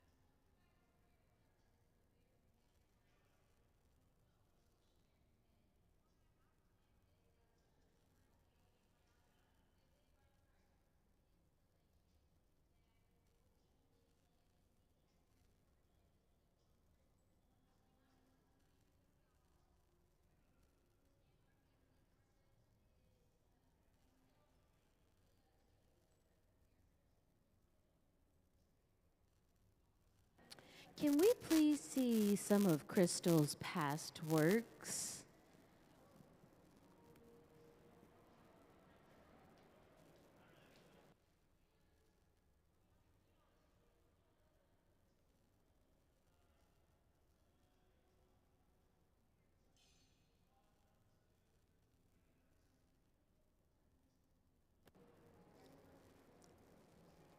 I can tell you a little bit more about Crystal.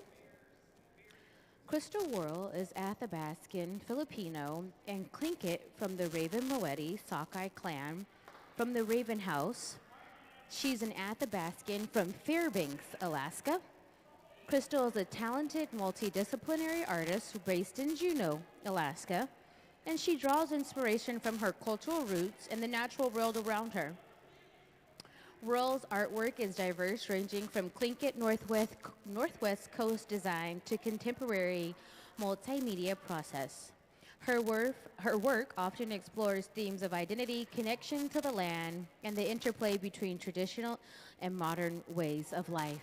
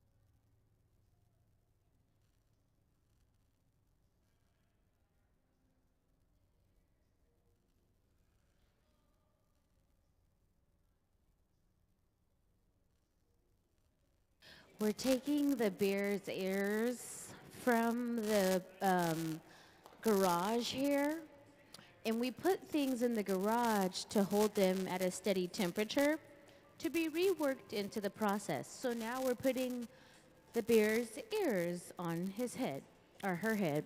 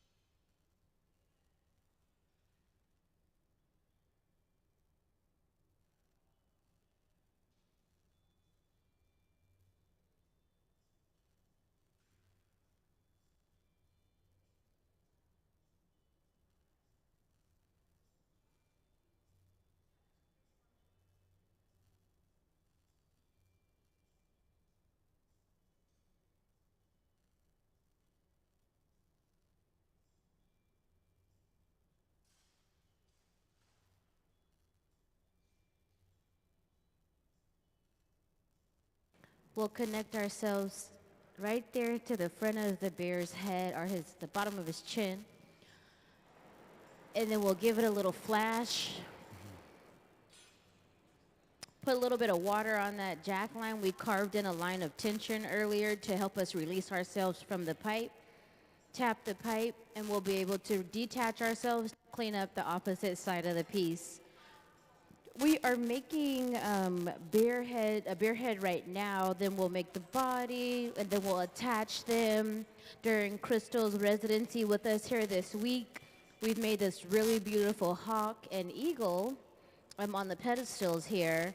And what's really cool about the bodies is that they can be interchangeable with a frog or a bear.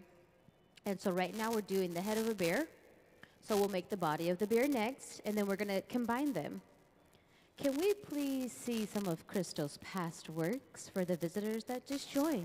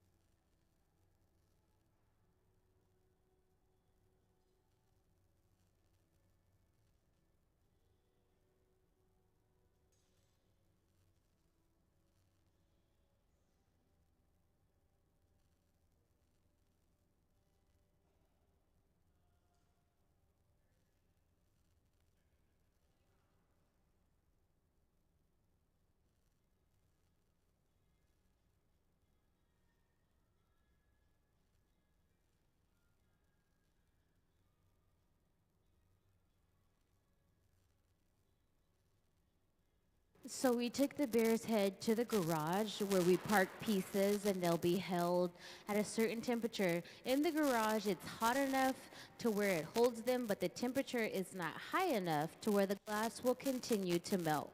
So now we're going to move on to the next point of the process, which is making the body. The process starts by dipping into our furnaces. Our furnaces are large ceramic tanks. Can we please see the furnace diagram? So we'll dip into the furnace with a stainless steel pipe, rotate, and it'll gather up glass. That glass contains a certain amount of viscosity, which allows it to adhere to itself as we rotate the pipe. Then we'll, as you can see, the furnaces are powered by natural gas and forced air. They run 24 hours a day, 7 days a week. They hold about 1,000 pounds of molten hot glass, and they rest at 2,100 degrees. So then we'll blow into the end of that pipe there and we'll cap it and it'll create a bubble that all of the glass inside of the furnace is clear. It just looks orange when we gather because it's so hot. And then today's color process is known as the color overlay process. And what that means is that we're going to use color bar and lay it over the clear bubble that we gather from the furnace. So color bar is a piece of color that we use to apply color to the glass. Because all of the glass in the furnace is clear, we have to go through different color application processes so we're able to add color to the glass. We have frit, which is chopped glass. We have pulverized glass, which is powder.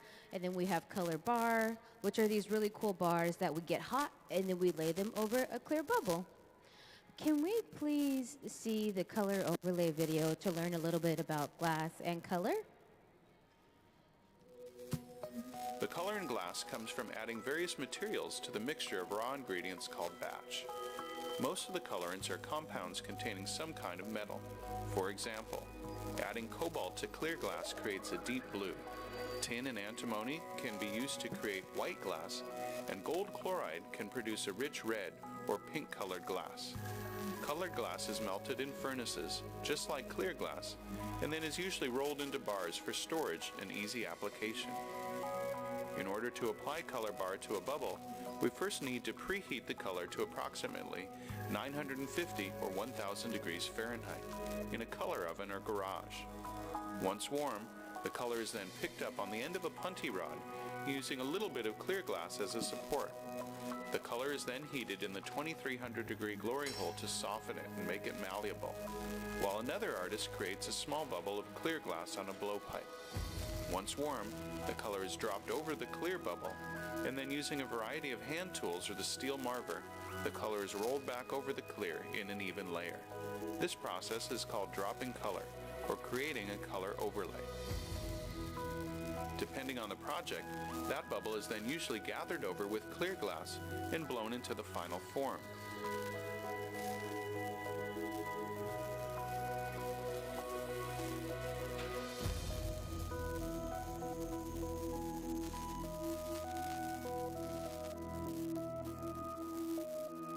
The finished product may appear to be all made from colored glass, but when viewed in cross-section, we can see that there is only a thin layer of color sandwiched between many layers of clear glass.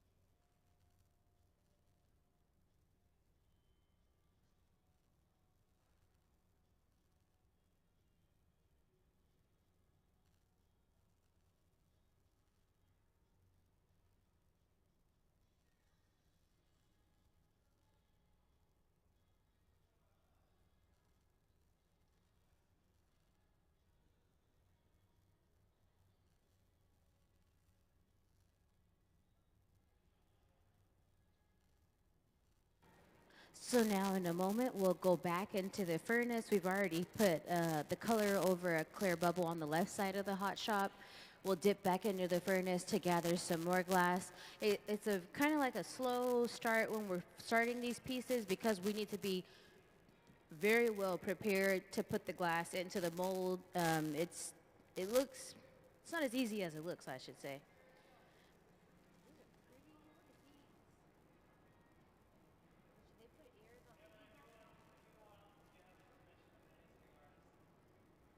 All right.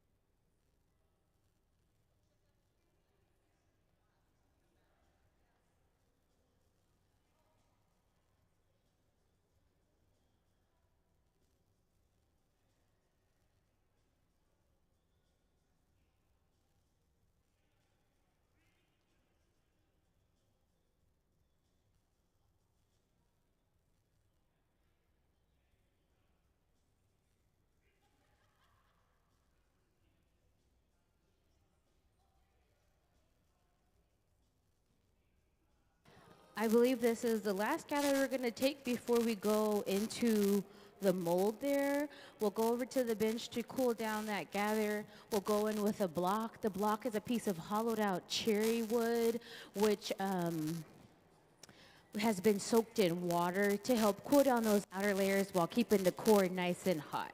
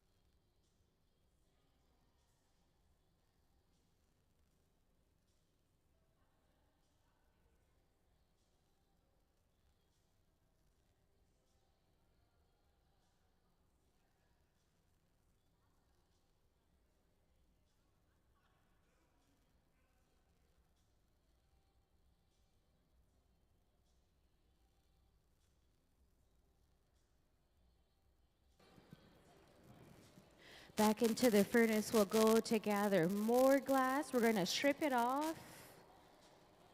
Once we strip it, that will allow us to have just the right amount that we need. When we strip the glass, we can recycle the clear glass that lives in that tin there. All of the glass that does not touch the floor or contains color can be recycled. Sometimes, whenever we have to pluck at the glass like this, we don't want bubbles, or maybe some pieces of the furnace could have got captured while we gathered. And so that's what he's doing. He's just cleaning up the glass.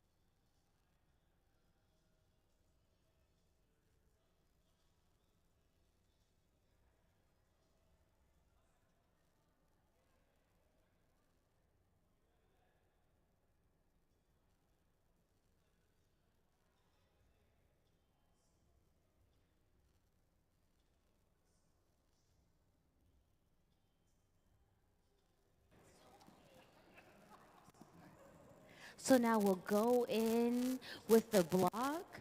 The block is designed to keep those outer layers nice and cool while keeping the inner layers nice and hot. And then we'll go in with our papers to guide as she blows into the end of the pipe there.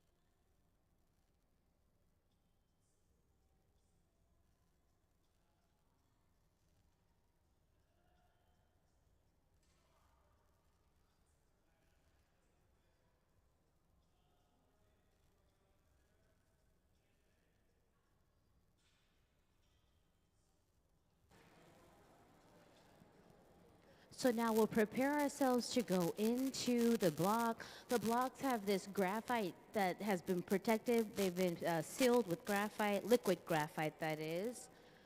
There's some of the finished pieces on the table as well as the podium. You'll be able to see the final installation at the Concourse in the SeaTac airport.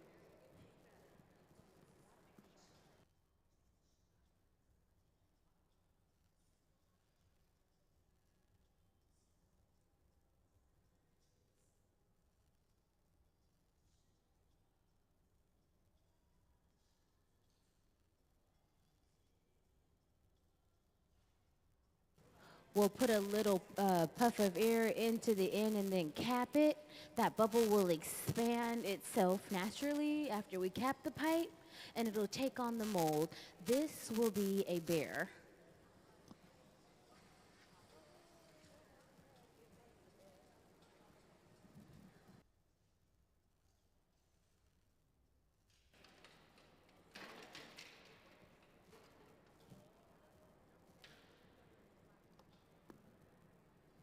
And there will be the body of the bear. We'll go back to the bench just to carve in any additional marks that we did not get to pick up in the mold. And then we'll add the head in just a moment.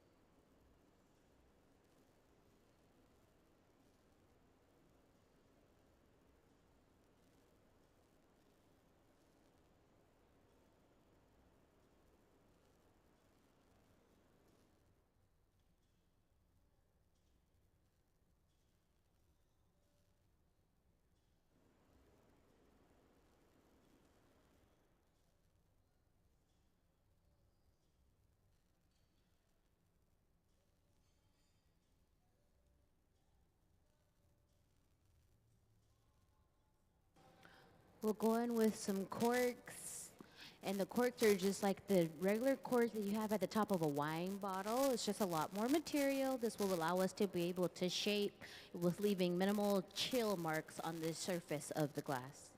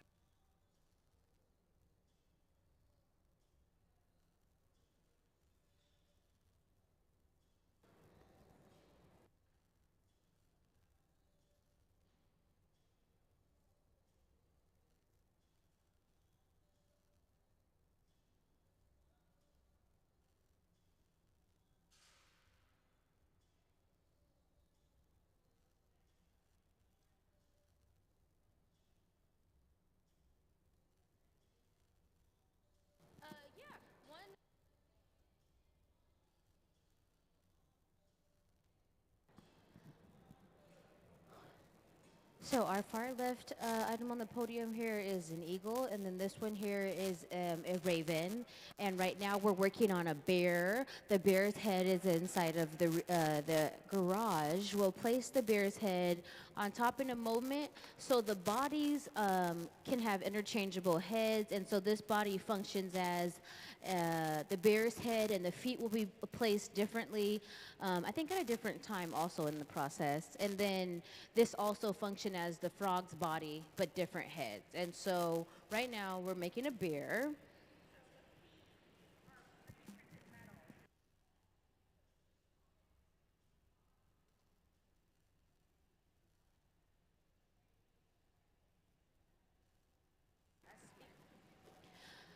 So she explained that the feet will be made from metal and then they'll go into the socket. We put the socket in while it's hot. You guys will see Gabe do that in a moment. And then you'll see that we need to go in and out of the glory holes. The reheating chambers are designed to get the glass nice and hot. We also have to give it a flash. It needs to stay above a certain temperature while it's being worked to prevent any sort of thermal shock. Can we please see the glory hole diagram? So if you look up at the big screen there, you can see that the glory holes are powered by natural gas and forced air. They're used to reheat the glass to keep it from breaking, and the temperature is kept around 2,300 degrees. There is no molten glass inside of these reheating chambers, only heat.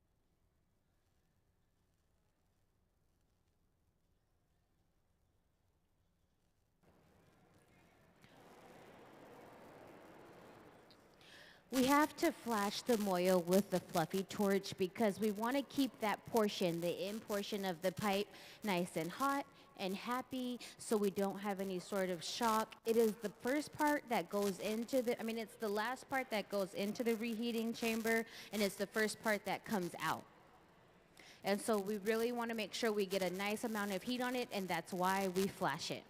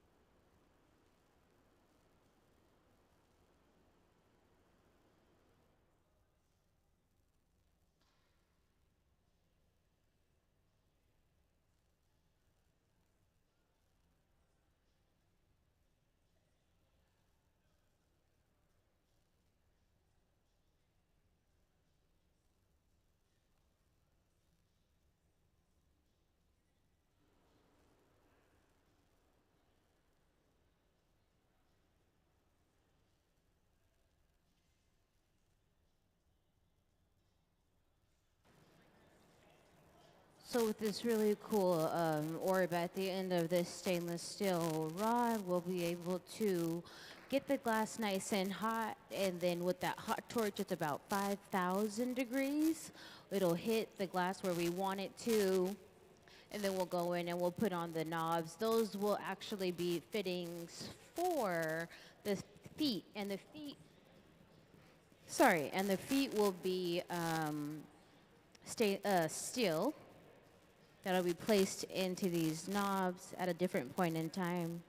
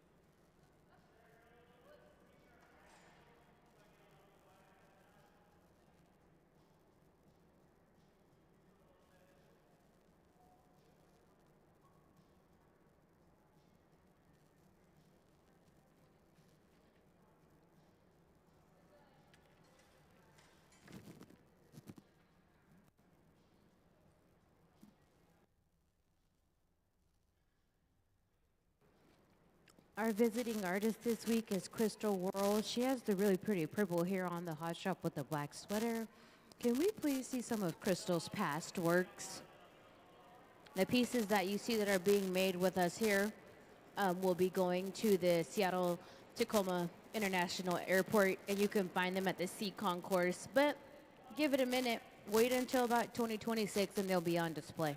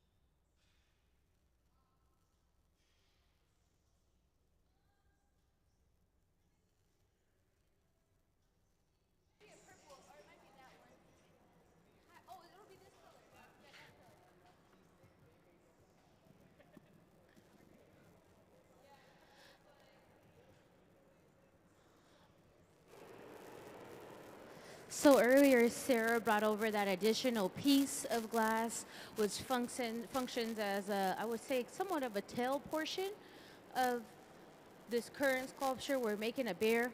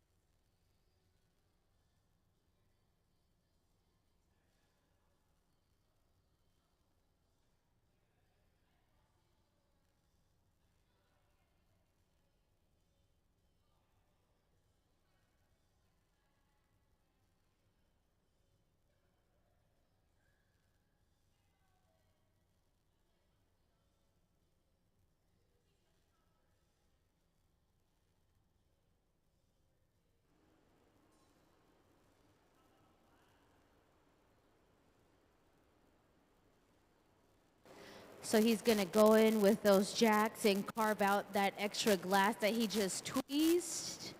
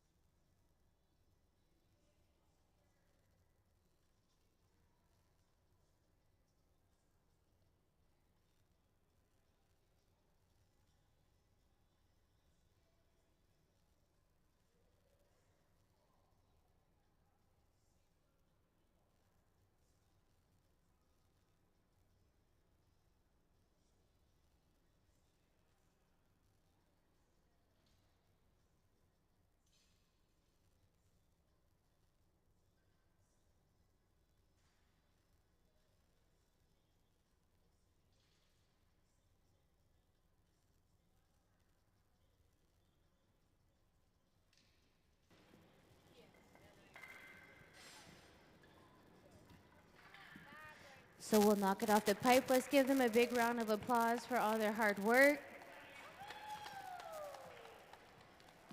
So that will be one of the bears, a part of all of the various different raven, and then we have an eagle, more eagles, ravens, and then we'll have frogs and bears. And this will be on display at the Sea Concourse portion of the SeaTac International Airport, but it'll come in 2026.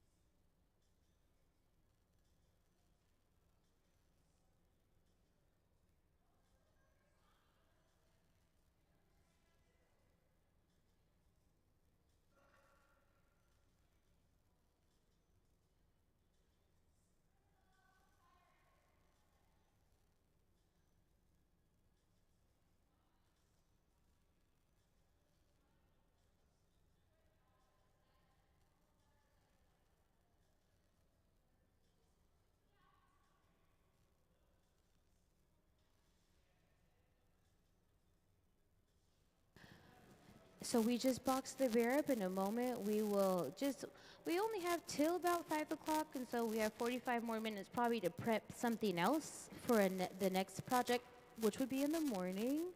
Our visiting artist is Crystal Worl. For those of you who just have been here with us for not too long, can we please see some of Crystal's past works? This residency is in collaboration with Seattle-Tacoma International, or Port of Seattle actually specifically, at Pilchuck Glass School, as well as Museum of Glass. Worl was one of the 2 artists selected by Port of Seattle to create a large-scale public art installation for Seattle-Tacoma International Airport Sea Concourse expansion project. The installation will go up officially in 2026, so look out for Crystal's name and her work at a later date at the Seattle International Airport.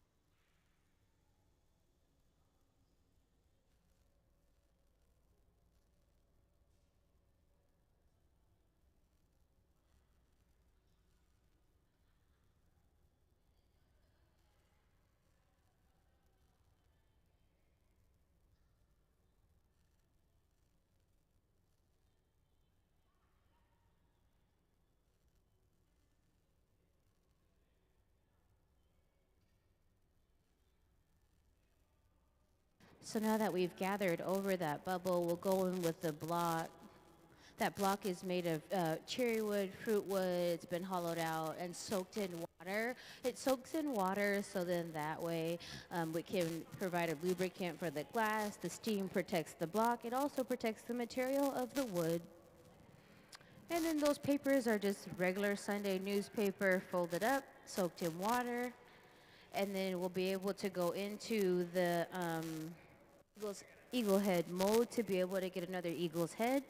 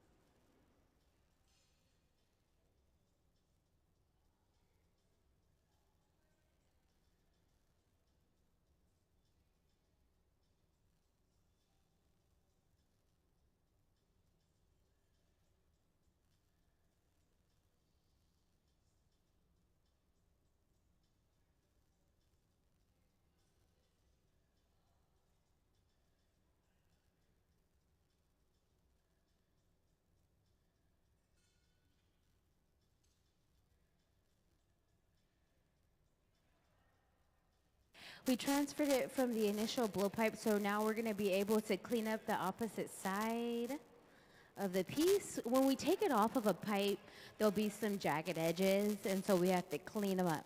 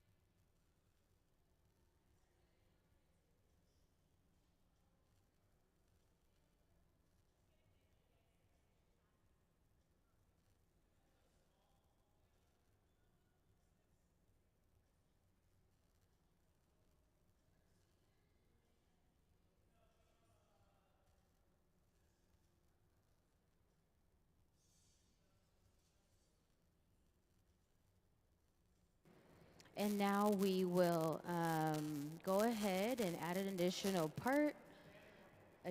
rod to be able to transfer it off of this pipe.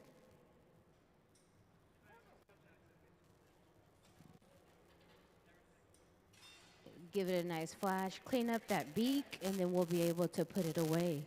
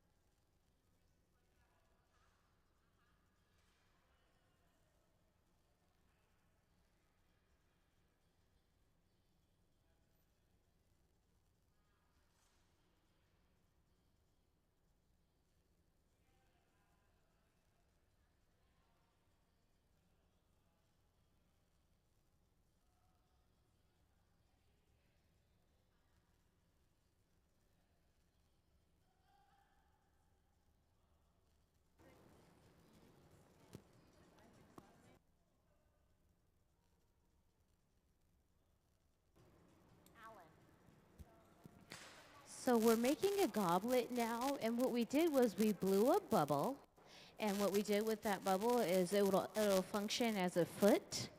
So we're gonna clean it up, and then we're gonna open it up, and we're gonna flare it out. I'm not sure how we jump to goblets, but sometimes we just do that. So we're making a goblet now.